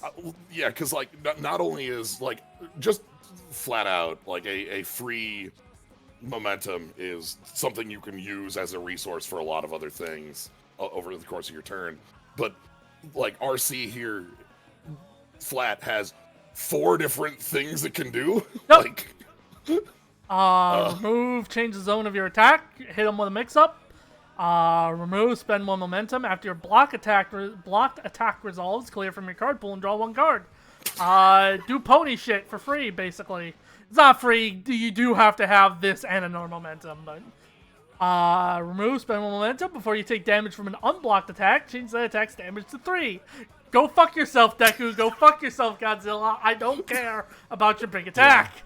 You get absolutely guard canceled, fuckface. I'll take a little tiny bit of chip and then you get the hell off of me. Yeah. And then remove, freeze 1 rival foundation, which means they do not ready that at the start of their turn. Doesn't untap. God, yeah, hold that shit forever. Get Rashad imported, dumbass. Like that alone is enough to be like, oh, that's like powerful stuff. But this is powerful defense in the yellow burst. You've got your yellow RC for just I ain't taking that. You've got your offense for if you get blocked, you just say that attack is gone, progressive difficulty and you get to redraw. And you've also got the mix-up, like. Yep. So like the power here, just reads really high for the mechanic because it's a mechanic that does 5 things. Yeah. So yeah. Notably, you can only play like 1 of these abilities each turn. So you can't do, even if you have like 5 roaming cancels in your momentum. But you can still use his momentum. Yes. But it is set up so you can only use 1 red each turn, and you can red RC, purple RC, yellow RC, and blue RC in the same turn, right? Correct. Yeah. And also, even if you can't, if you're like over shifted, where like you've got a ton of tension, the purple and yellow spend momentum, so they can eat the extras for like. So like being over shifted on this, it's gonna be hard to be like run out of use for him. Yeah, it's a very powerful mechanic. Which and, is like, why it's less crazy in the actually no, because like getting a foundation like not uncommitted, that most of the really strong foundation abilities are like commit this foundation, do X, correct? Yeah, and you can if it's like You can't use abilities if they're if tapped, right? it's committed, you can't flip it either unless it says tenacious. Sick. Okay, yeah. So it's like as it's a Rashad import. Okay, that sucks. Yeah. Rashad import, buddy, is a card that's like only legal in Legacy and Vintage, more or less, for Magic, like the old formats, and it sees play in all of them because it's a huge pain in the ass. It is a land that taps another land, so you can have your mana. And you have to tap the Rashad import and another land. You have to tap 2 to tap 1 of theirs, and that's still just like nightmarish in so many situations. Yeah, because like the big thing I'm thinking is that like if your opponent's in a situation where like their first turn was a little rough and you're able to like freeze them out, like then their second turn continues to be rough, like as you're beating down. Just a whole lot of power here in this. Not even to mention like the power that's looking at the rest of I was gonna say, we've been going over roaming cancel because Soul Bad Guy says your first attack each turn gains tension. Yeah, so you get a free Roman cancel. The RC sits there until your turn, so you put it in momentum and it's there, your turn theirs, which is how you use the yellow. And notably too about Soul Bad Guy static is even if your attack already has tension, it can gain it again. It can get tension, tension. Double? Fuck yes. Oh, fuck boy. Yes, fuck yes. Questing beast. That's what I'm talking about. Trample, trample. That's right. So yeah. And then response after 1 more cards or add to your momentum, your next check to play a fire attack gets +1. Not even attack card. Yes, just card. And okay, so the other bit there is that has no once per turn on that. That has it does like if you put multiple cards in momentum at the same time, it'll only trigger once because it says 1 or more. But but if you have tension, tension, that is 2 abilities that That's 2 separate individually instances. do it, and so you can. That's damn okay. And then we look at some of the other cards we have here. Quick clarification: is a Roman cancel token being added to your momentum count as Yes. a card being added to momentum? I was gonna Okay, ask, yeah. cool. Tokens is the same as cards in this. Okay, good. That's crazy then. All right, yeah. I was thinking it had to be like another card you played afterwards that would 'cause sneak through. Yeah, token as card. Okay, that is a very important distinction to make sure that works. Yeah, too, notably, so. this is the first time a token has been introduced to the game. So That's a good sign. That's Okay, then. In case you didn't know, a new mechanic being added in of that degree is like a good sign for the strength of a set. But yeah, so the whole idea behind Soul is you're gonna play a bunch of attacks that give you momentum that are not on the fire symbol, and then you play a big dunk, like say Tyrant Rave, at the end of your string that has like +5 to its check. It passes. Oh, because you could build these up. You could add Your next check of a fire You card could gets add- +1. Yeah, you could play like a chaos card into a Roman cancel being added, chaos card into Roman cancel being added, and then your fire check would be +4. Yeah, and then your tyrant. Am I Rave understanding is- that right? Basically, if yes. it like went through. Okay, word. That's crazy as hell. Yeah. Soul has a lot of potential to be a very strong character. I'm always saying this. Like we got to see what the far slash looks like. What's our? Yeah, He- that shit's a +2. It's over for everyone if it does. So yeah, we have only seen like half the set right now. Notably, this is a smaller set, is what they're referring to as a blitz box. So it's going to be $50 instead of $90 and 12 packs instead of 24. I don't think we know what like the hit rates are yet. If like they're the same as regular boxes, like I have to assume probably not, but we'll see. Yeah. So right now we know like about probably 50-ish of 85 cards. So there's still a lot to be revealed, most likely. And yeah, Find Your One Way just says your next check to play a card gets +1 for each card in your momentum. If you need that extra push to just get, like, your final string off the line. And yeah, Tyrant Rave says this attack gets +2 and +2/+2 for each other attack you have played this turn.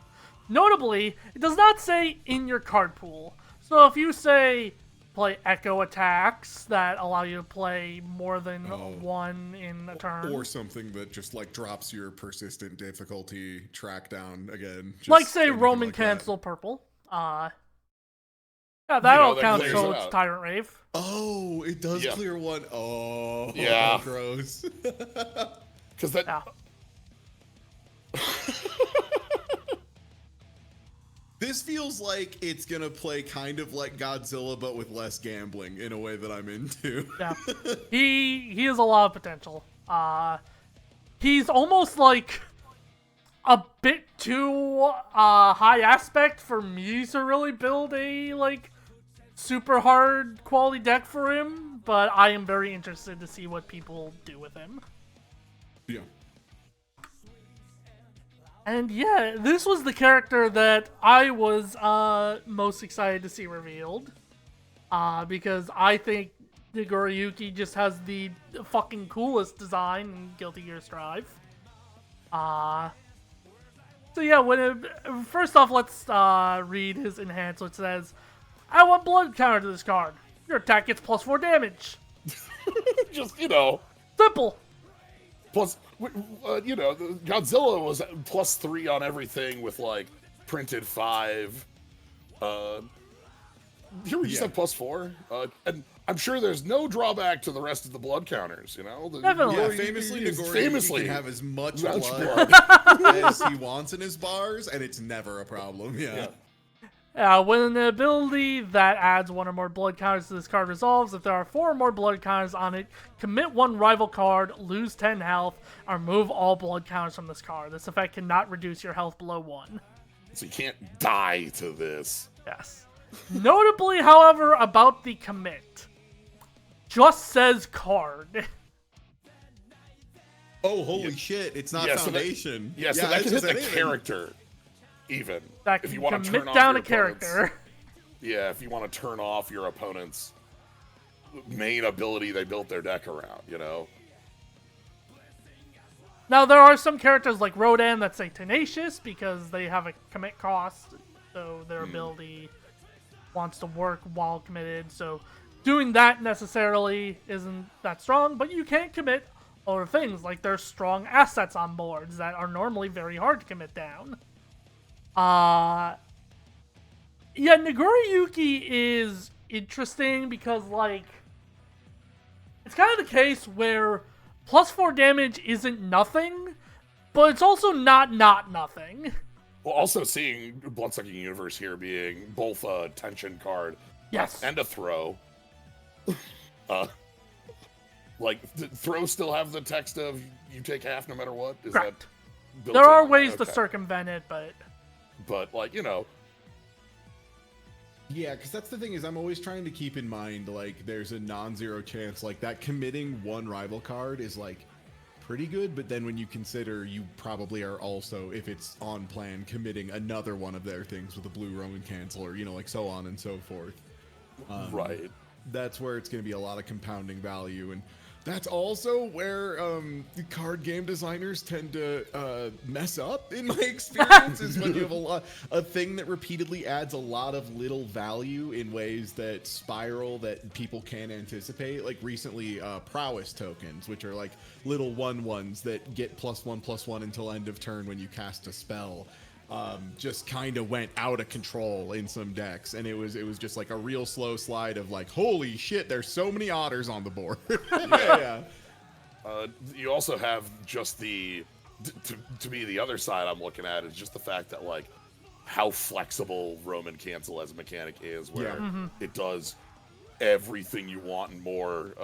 It blocks, it high-lows, its momentum, it gives you some French fries, like it. gives you a nice Yeah. pat on the back. Like we were talking about this being very much the matchup game, right? And like, what's the best thing you can have in your main board in matchup the game? And it's a card that does everything. Right, Card that just like is all right, flexible here, as hell. like poof, you know, Godzilla. I've got RCs to make those hits for 3. Like, you know, oh, I've got an opponent who's like just really good at blocking. Great, clear it out and just keep moving, keep drawing. You know, all sorts of options.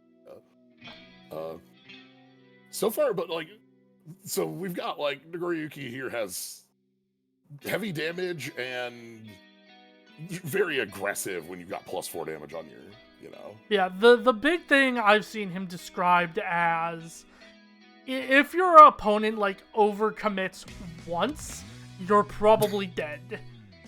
Yeah, if you're just, hey, you're tapped a little low, not ready, coming in 3 times at +4 each. Yeah, he is being described very much as the crackback king. I was gonna say, flip draw 1 card feels pretty damn solid on a Yeah, foundation. it's huh? just good. You know, in a turn where like you need to make sure you've got the attacks to keep going. Yeah, there you go. Yeah. Like, it's just a solid workhorse. Like, will it see play over, like, some of the other draw cards? Honestly, probably, because All in Order have, honestly, kind of lack draw power. So I would not be surprised if that saw play. Oh yeah, okay. So just like a little outside the normal like color space for those Yeah. mechanics. Oh, yeah, one thing also that people have been very happy about with Guilty Gear is, one of the criticisms regarding previous sets, and that people really liked about Critical Role, was that not everything was attuned, and this is also pseudo bring back character kits. Because way back in like the pre-AOT era, each character would have like 4 or 5 cards that were basically on game plan for them.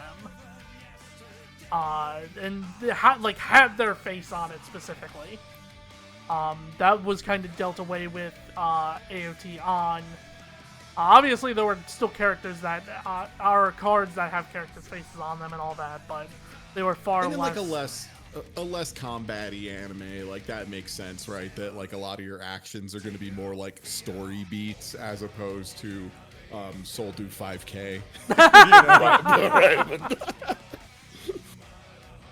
yeah, Nagoriyuki's interesting. Like, I definitely want to put time into him.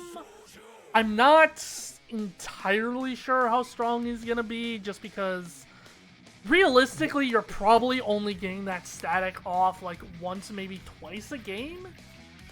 Yeah, I was gonna ask, like, we obviously don't know the full set, but it's like, do we have other cards that will care about blood as a mechanic? Yeah, like currently we Eradicated? do not. Yeah, so. Yeah, because that's what I would be looking for is like, does he have a super that like if he's at 3 blood counters, it does like plus 12 or some shit.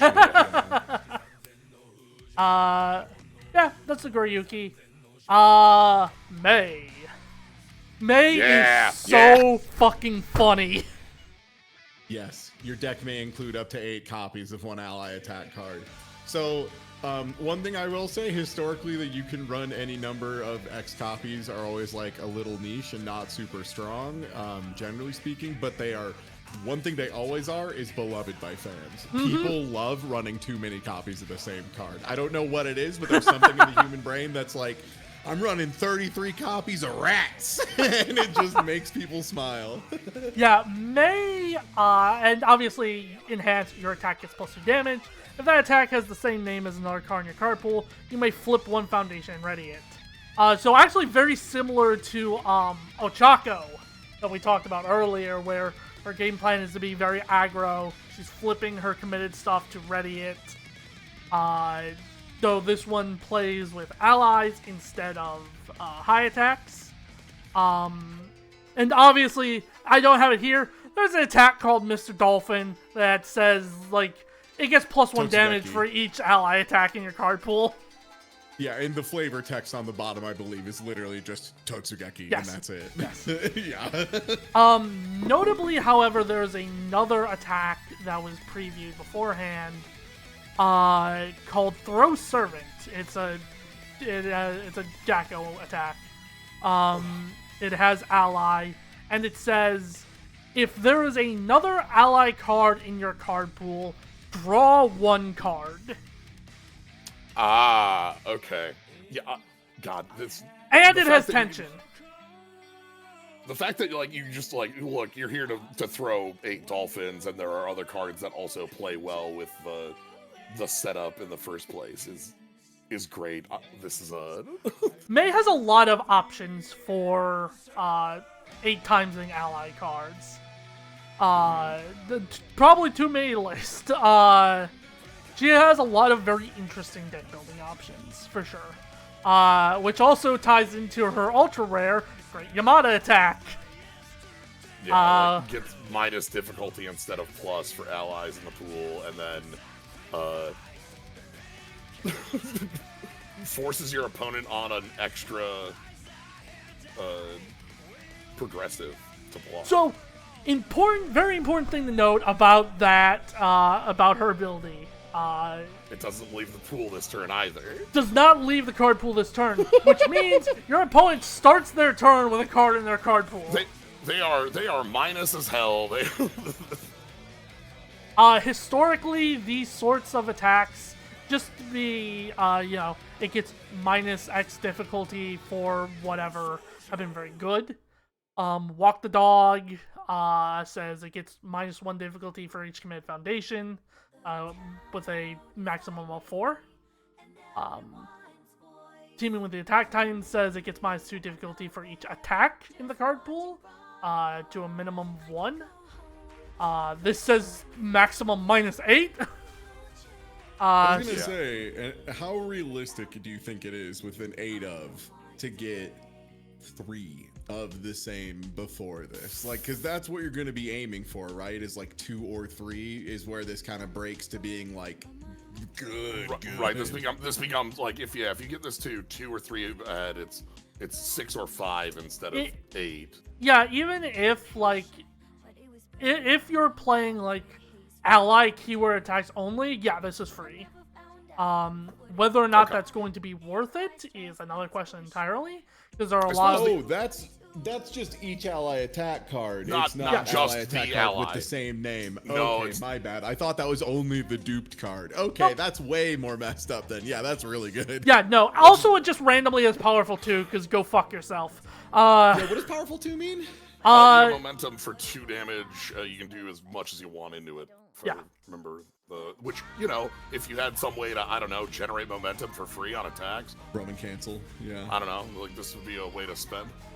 Yeah. This is really the big thing about Roman cancel is like the token reads like there's only 4 ways to use this, which is already like that's really good already. That's already nuts. Plus it's momentum, and then now there's also this additional modularity to throw it into.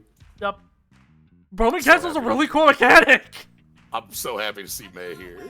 May, I think. She's my main and she's so fun. I May, will I throw think, dolphins at you is forever. definitely going to be very strong.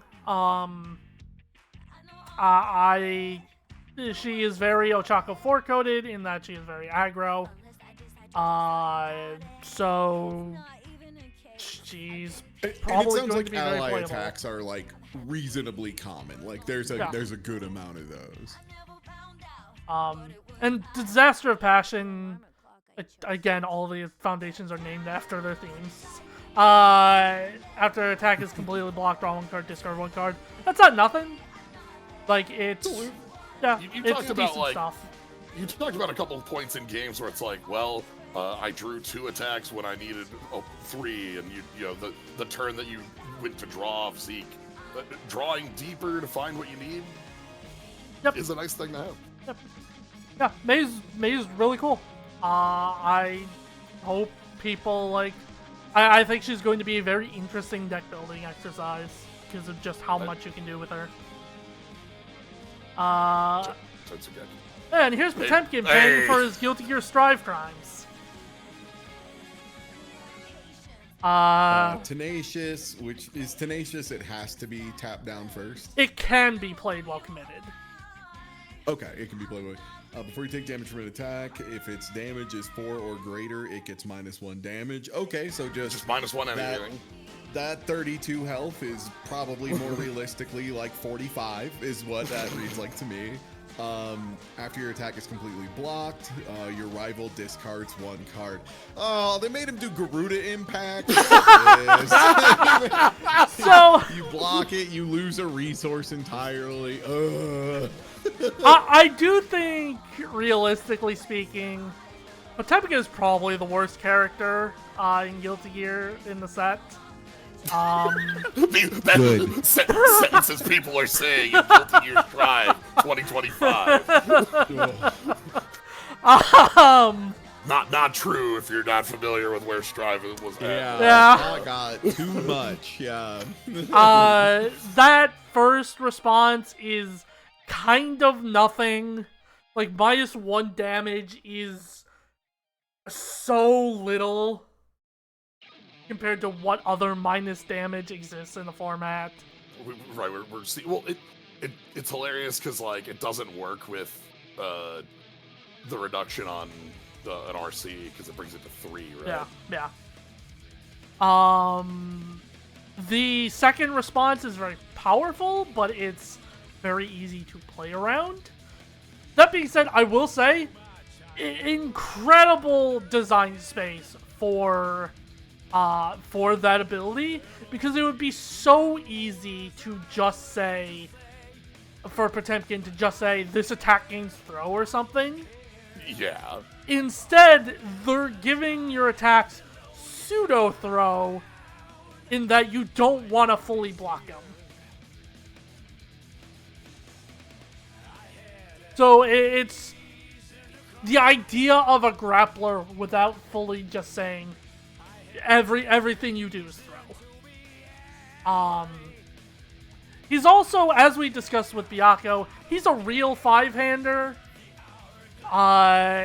He doesn't have any draw on face. He has no way of increasing his hand size in any way. He's going to be playing with those 5 cards, and if he draws blank, go fuck yourself.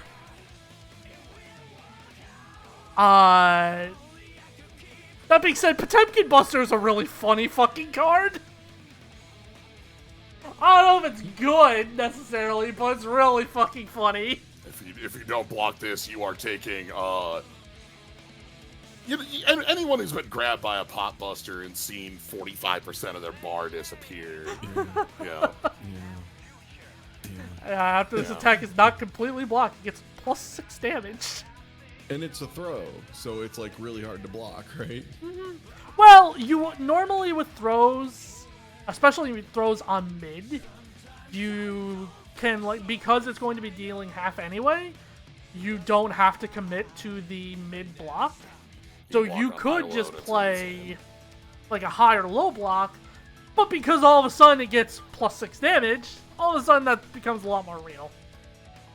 However, most importantly, it is a 2-check. 2-check attacks are really hard to include in your deck because the choice to include a 2 changes the math entirely on the floor of what your like turn 1 checks look like. Yep. If you're including, say your deck includes a playset of Pot Buster, you now have a 4 and 60 on a check to hit a 2 because you've included those. Whereas if you don't play 2s and you're just playing attacks that check 3 or higher, you can be certain that on turn 1 when you're setting up your foundations and you go 3-2-1, which would be 3-3-3, you're not gonna miss. Yeah. Whereas including Pot Buster gives you that, the chance, that you can check the hypergeometric calculator on the odds of, whoops, my turn ended. Yeah. So, because the way you pay for cards is by flipping over the top card of your deck and seeing what the blue number is and seeing if it's good enough. And you can like tap the things like the foundations you've gotten on field to like contribute to it, but like fundamentally your main resource is that flipping the top of the deck, right? And that's why like having the 2 is so disastrous. it really makes turn 1s to have like a high risk if you're not playing a sequence that has certainty that'll flip on 2, because if you play a 3 foundation as your first action, flip a 2, your turn ends, sorry. Like, Yeah, you've probably lost. you probably just died.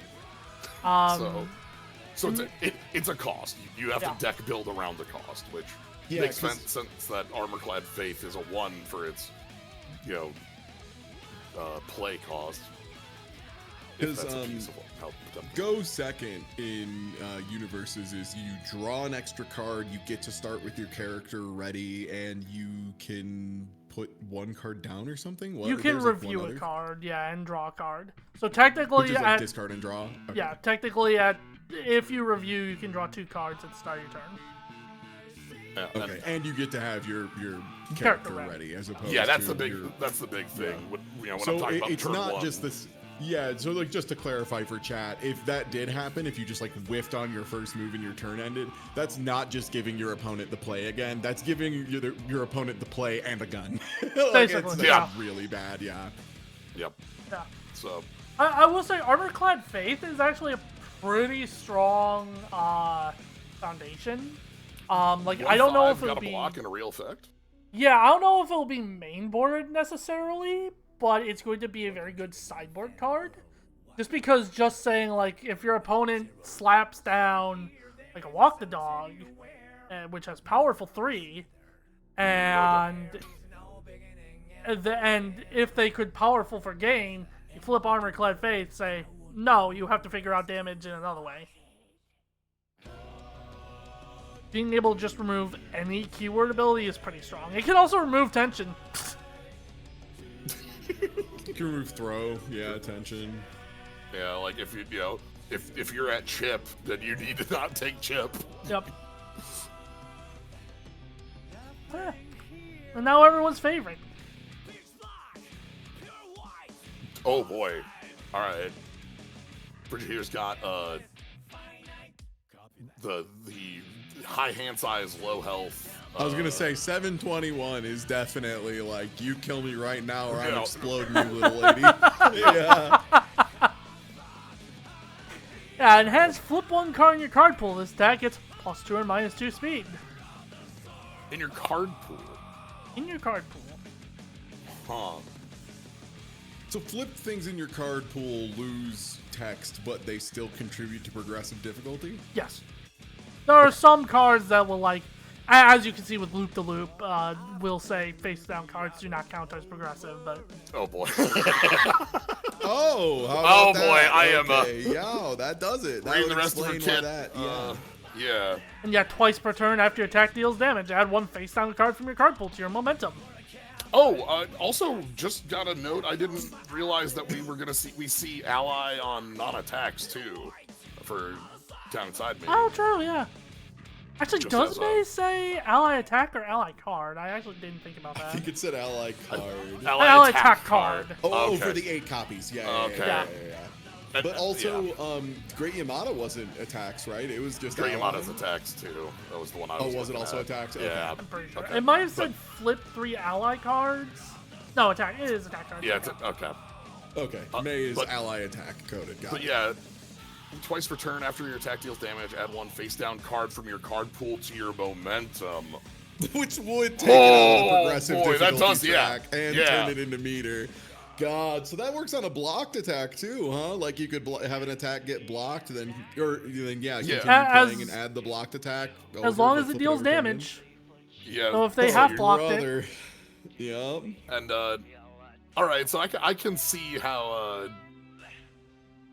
I can kind of get an idea of how the setup that she has is just how many cards are you playing in a turn? That all of them. So notably 2. There is an attack card from TMNT called Filet Fling. That says response speed. Add one face down card in your card pool to your hand. That's on Bridget symbols.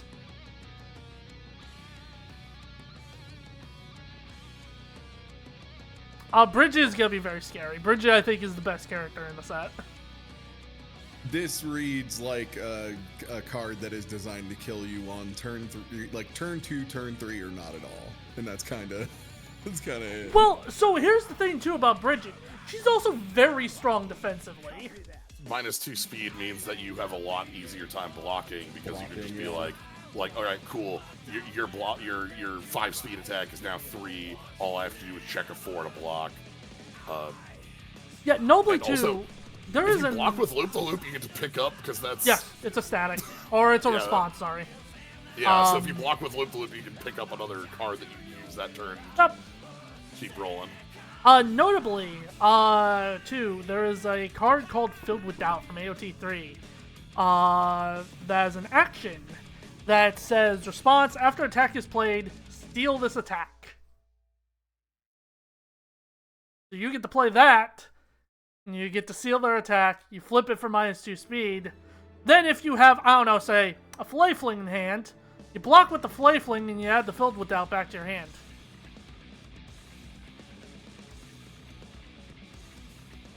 Die. Bridget's going to be very strong. She can function both as a hard aggro character and a very strong defensive character. Plus, she has the infinite loop. But, you know. It requires That 3 hurts. Filet Flings, but...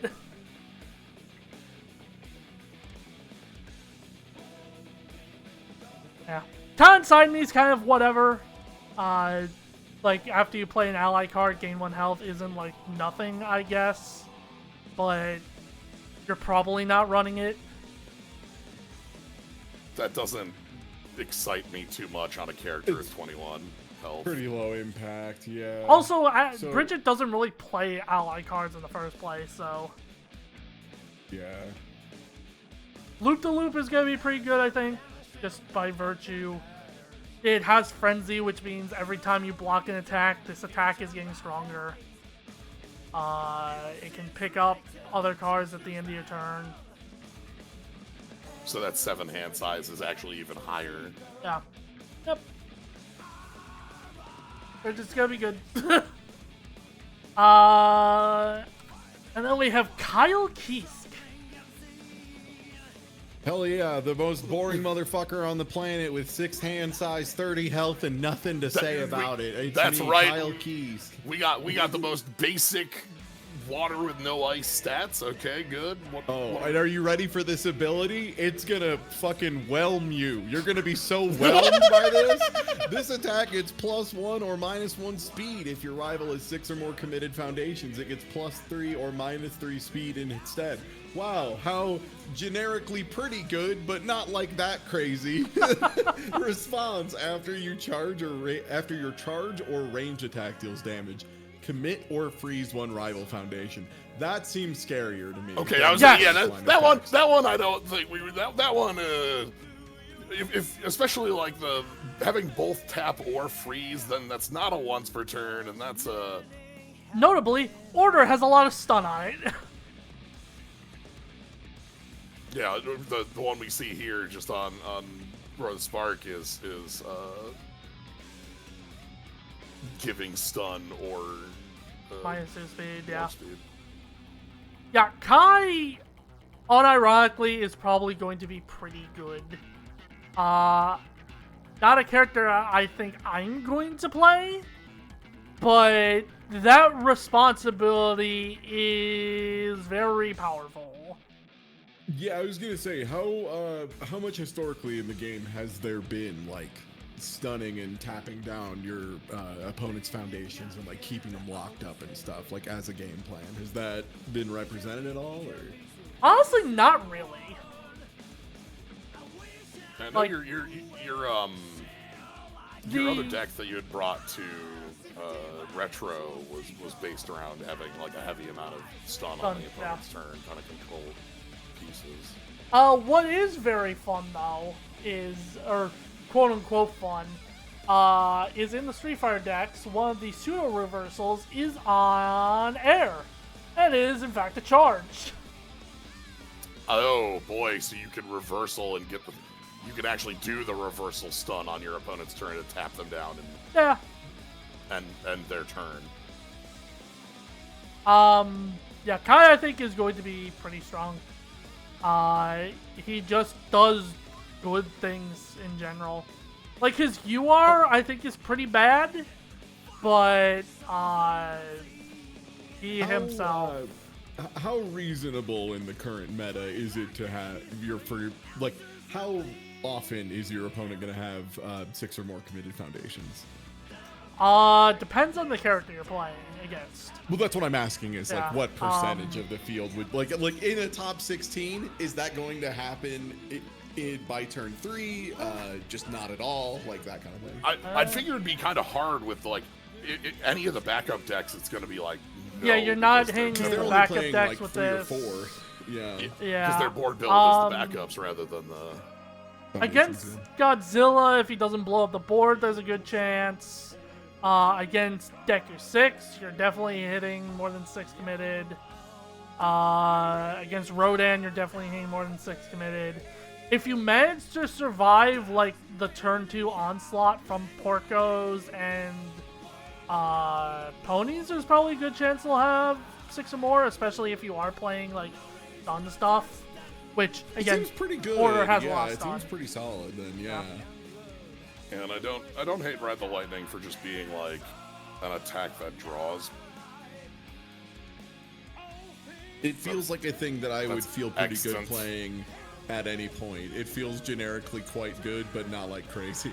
Yeah, it's there. Like, Yeah, there's honestly not too much to say about Kai. He's just pretty generically good, Yep. which fits. Yeah. Yeah, I was gonna say that's Zerd Kai. Yep. ooh, okay. And then there's the one the one character that was not on the box, and thus we had no idea was coming. Happy Chaos starts with 6 bullets. Remove a bullet. Your range attack gets +1 speed, +1 damage. If it deals damage, ooh, okay. Look at the top card of your deck, add it to hand or momentum. So you can just go pop, draw 6, or add to momentum. Assuming And they we all have hit. a card that reloads. Yes, Deus Ex Machina. Discard X cards, draw X cards, gain X bullets. Can't choose more than cards in hand. And Drift here that just says, like, it's a kind of bad block, but it throws it back down to base speed. It is similar to an old card called Evading Copy, which was response, return this back to printed stats when you attempt to block with it. Notably, this is a static, which means it cannot be canceled, which is probably why it has the extra block in being a 4+ instead of being like 2. Deus Ex Machina is a card that very much earns its 2-check, I will say. Being able to just say... it is a 2, but being able to, just be like, I would like 6 new cards, please. Or Right, like, I would like to have 4 cards in momentum and 2 more cards in my hand. Like, that's crazy. Yeah, just say... I want to reload my bullets, and now I'm still at +1/+1 forever. Yeah. Yeah, the main issue with Happy Chaos, I think, which is so funny to say about Happy fucking Chaos, is he's just a bit too fair. We need other ways to engage with bullet counters, I think it is the big thing. Like, if there was a clear way to get more of those outside of just Deus Ex Machina, Yeah. I think it would be a little bit more exciting. Like, if you can reload in the middle of, like, doing stuff, like he can, then it's, like, really messed up. Yeah, that's gonna be a big question of, like, what else we're gonna see for Happy Chaos in the set, because, like, if we've got others kind of like Blood, how we interact with those counters with other cards kind of does a lot of tells a lot about how powerful the character's going to be. Notably, like if Proliferate exists in any form, which is just for any counter on the board, add 1 more of that kind. If that ends up being in this set, that could be pretty good. Yeah. Notably, Happy Chaos and Goryugi do share a symbol, so there's a non-0% chance they may, like, on the all symbol, Chaos counters. they may get a card that messes with counters in some way. Okay.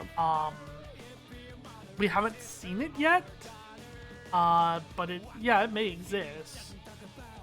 But yeah, I think this character's strength is really going to come from the rest of the cards in the set rather than his face. Because +1/+1 isn't nothing, that's what Porco does, but Porco also has the ability to loop attacks. The thing that Happy Chaos has here is that, like, I don't think you could run Happy Chaos out of cards. Right? Yeah. Like, that 6 hand size, but secretly it's like 9. Because on any turn where I want more cards, I shoot and then shoot, draw. Yeah, he's, like, all of the Guilty Gear characters, except for, like, Kai, have been very interesting design-wise and are pretty cool to play, I would say.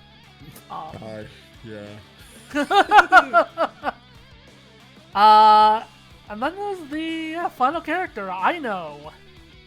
Hey.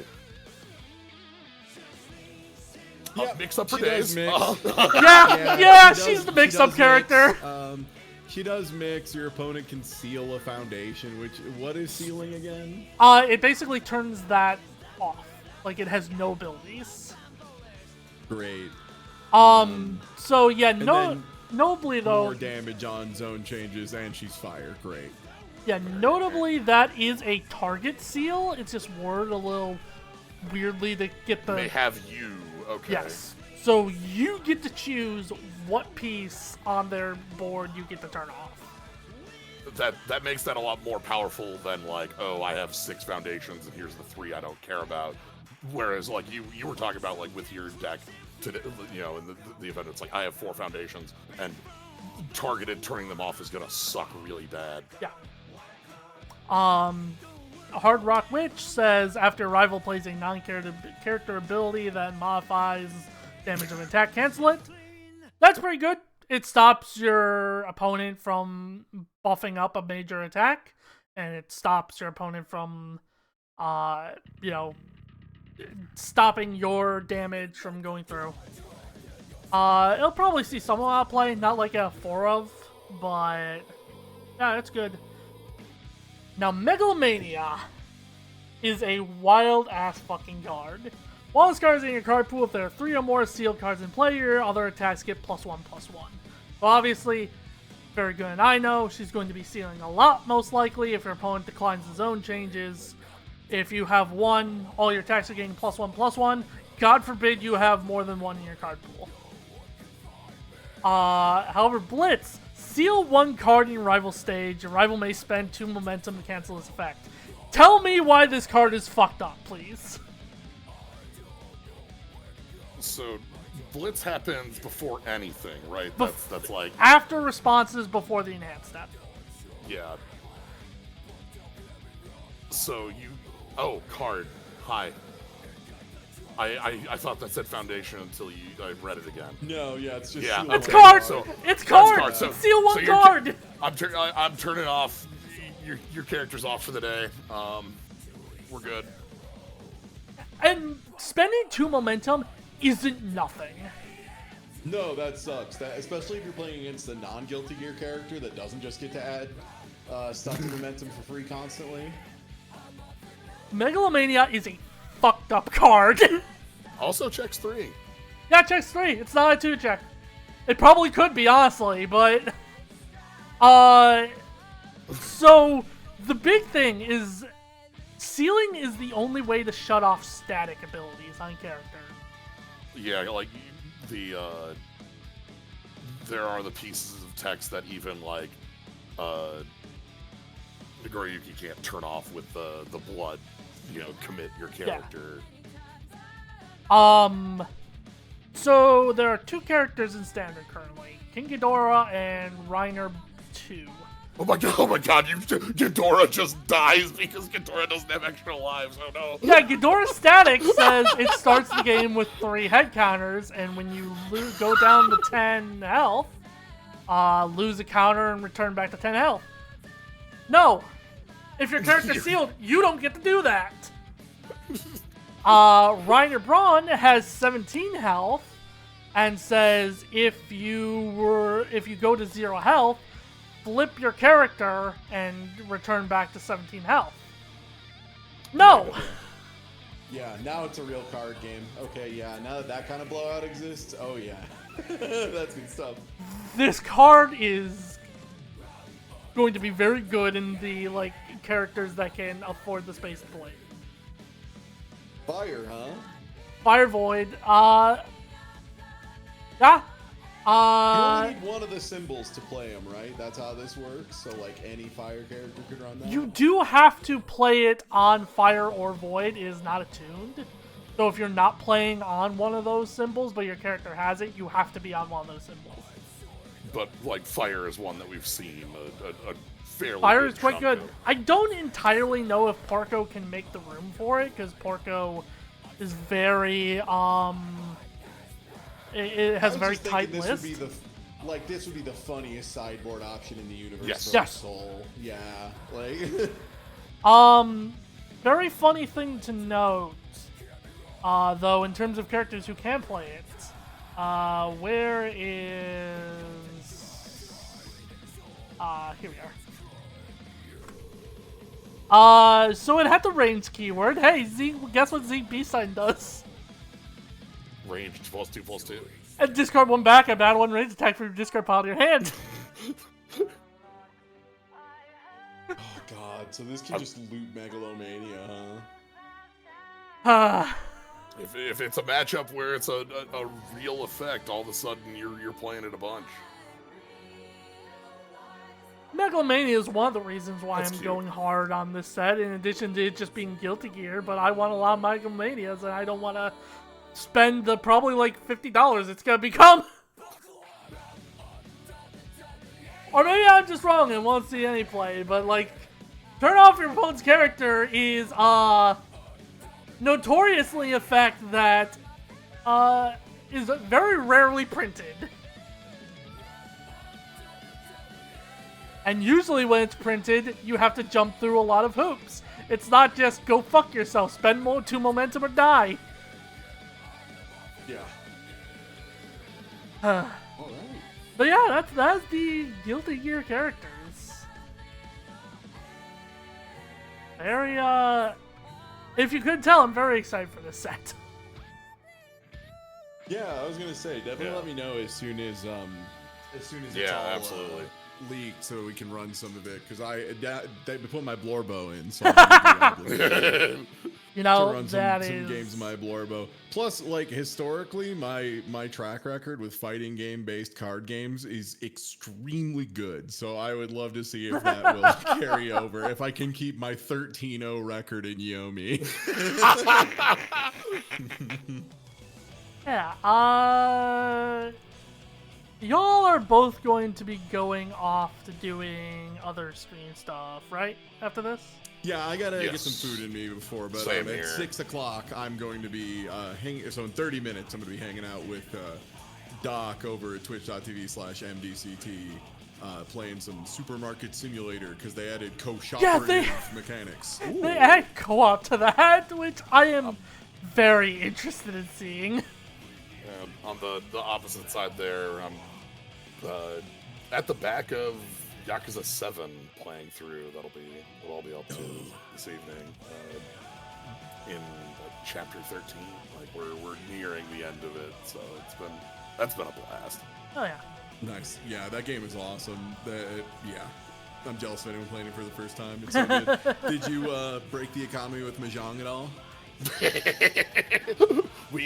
We've only spent one stream in full just playing.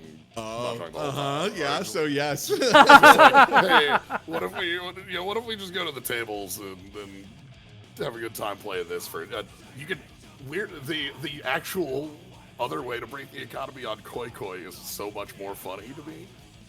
What is that? So playing Koi Koi with the Hanafuda cards in the casino that's under the in like the sewers.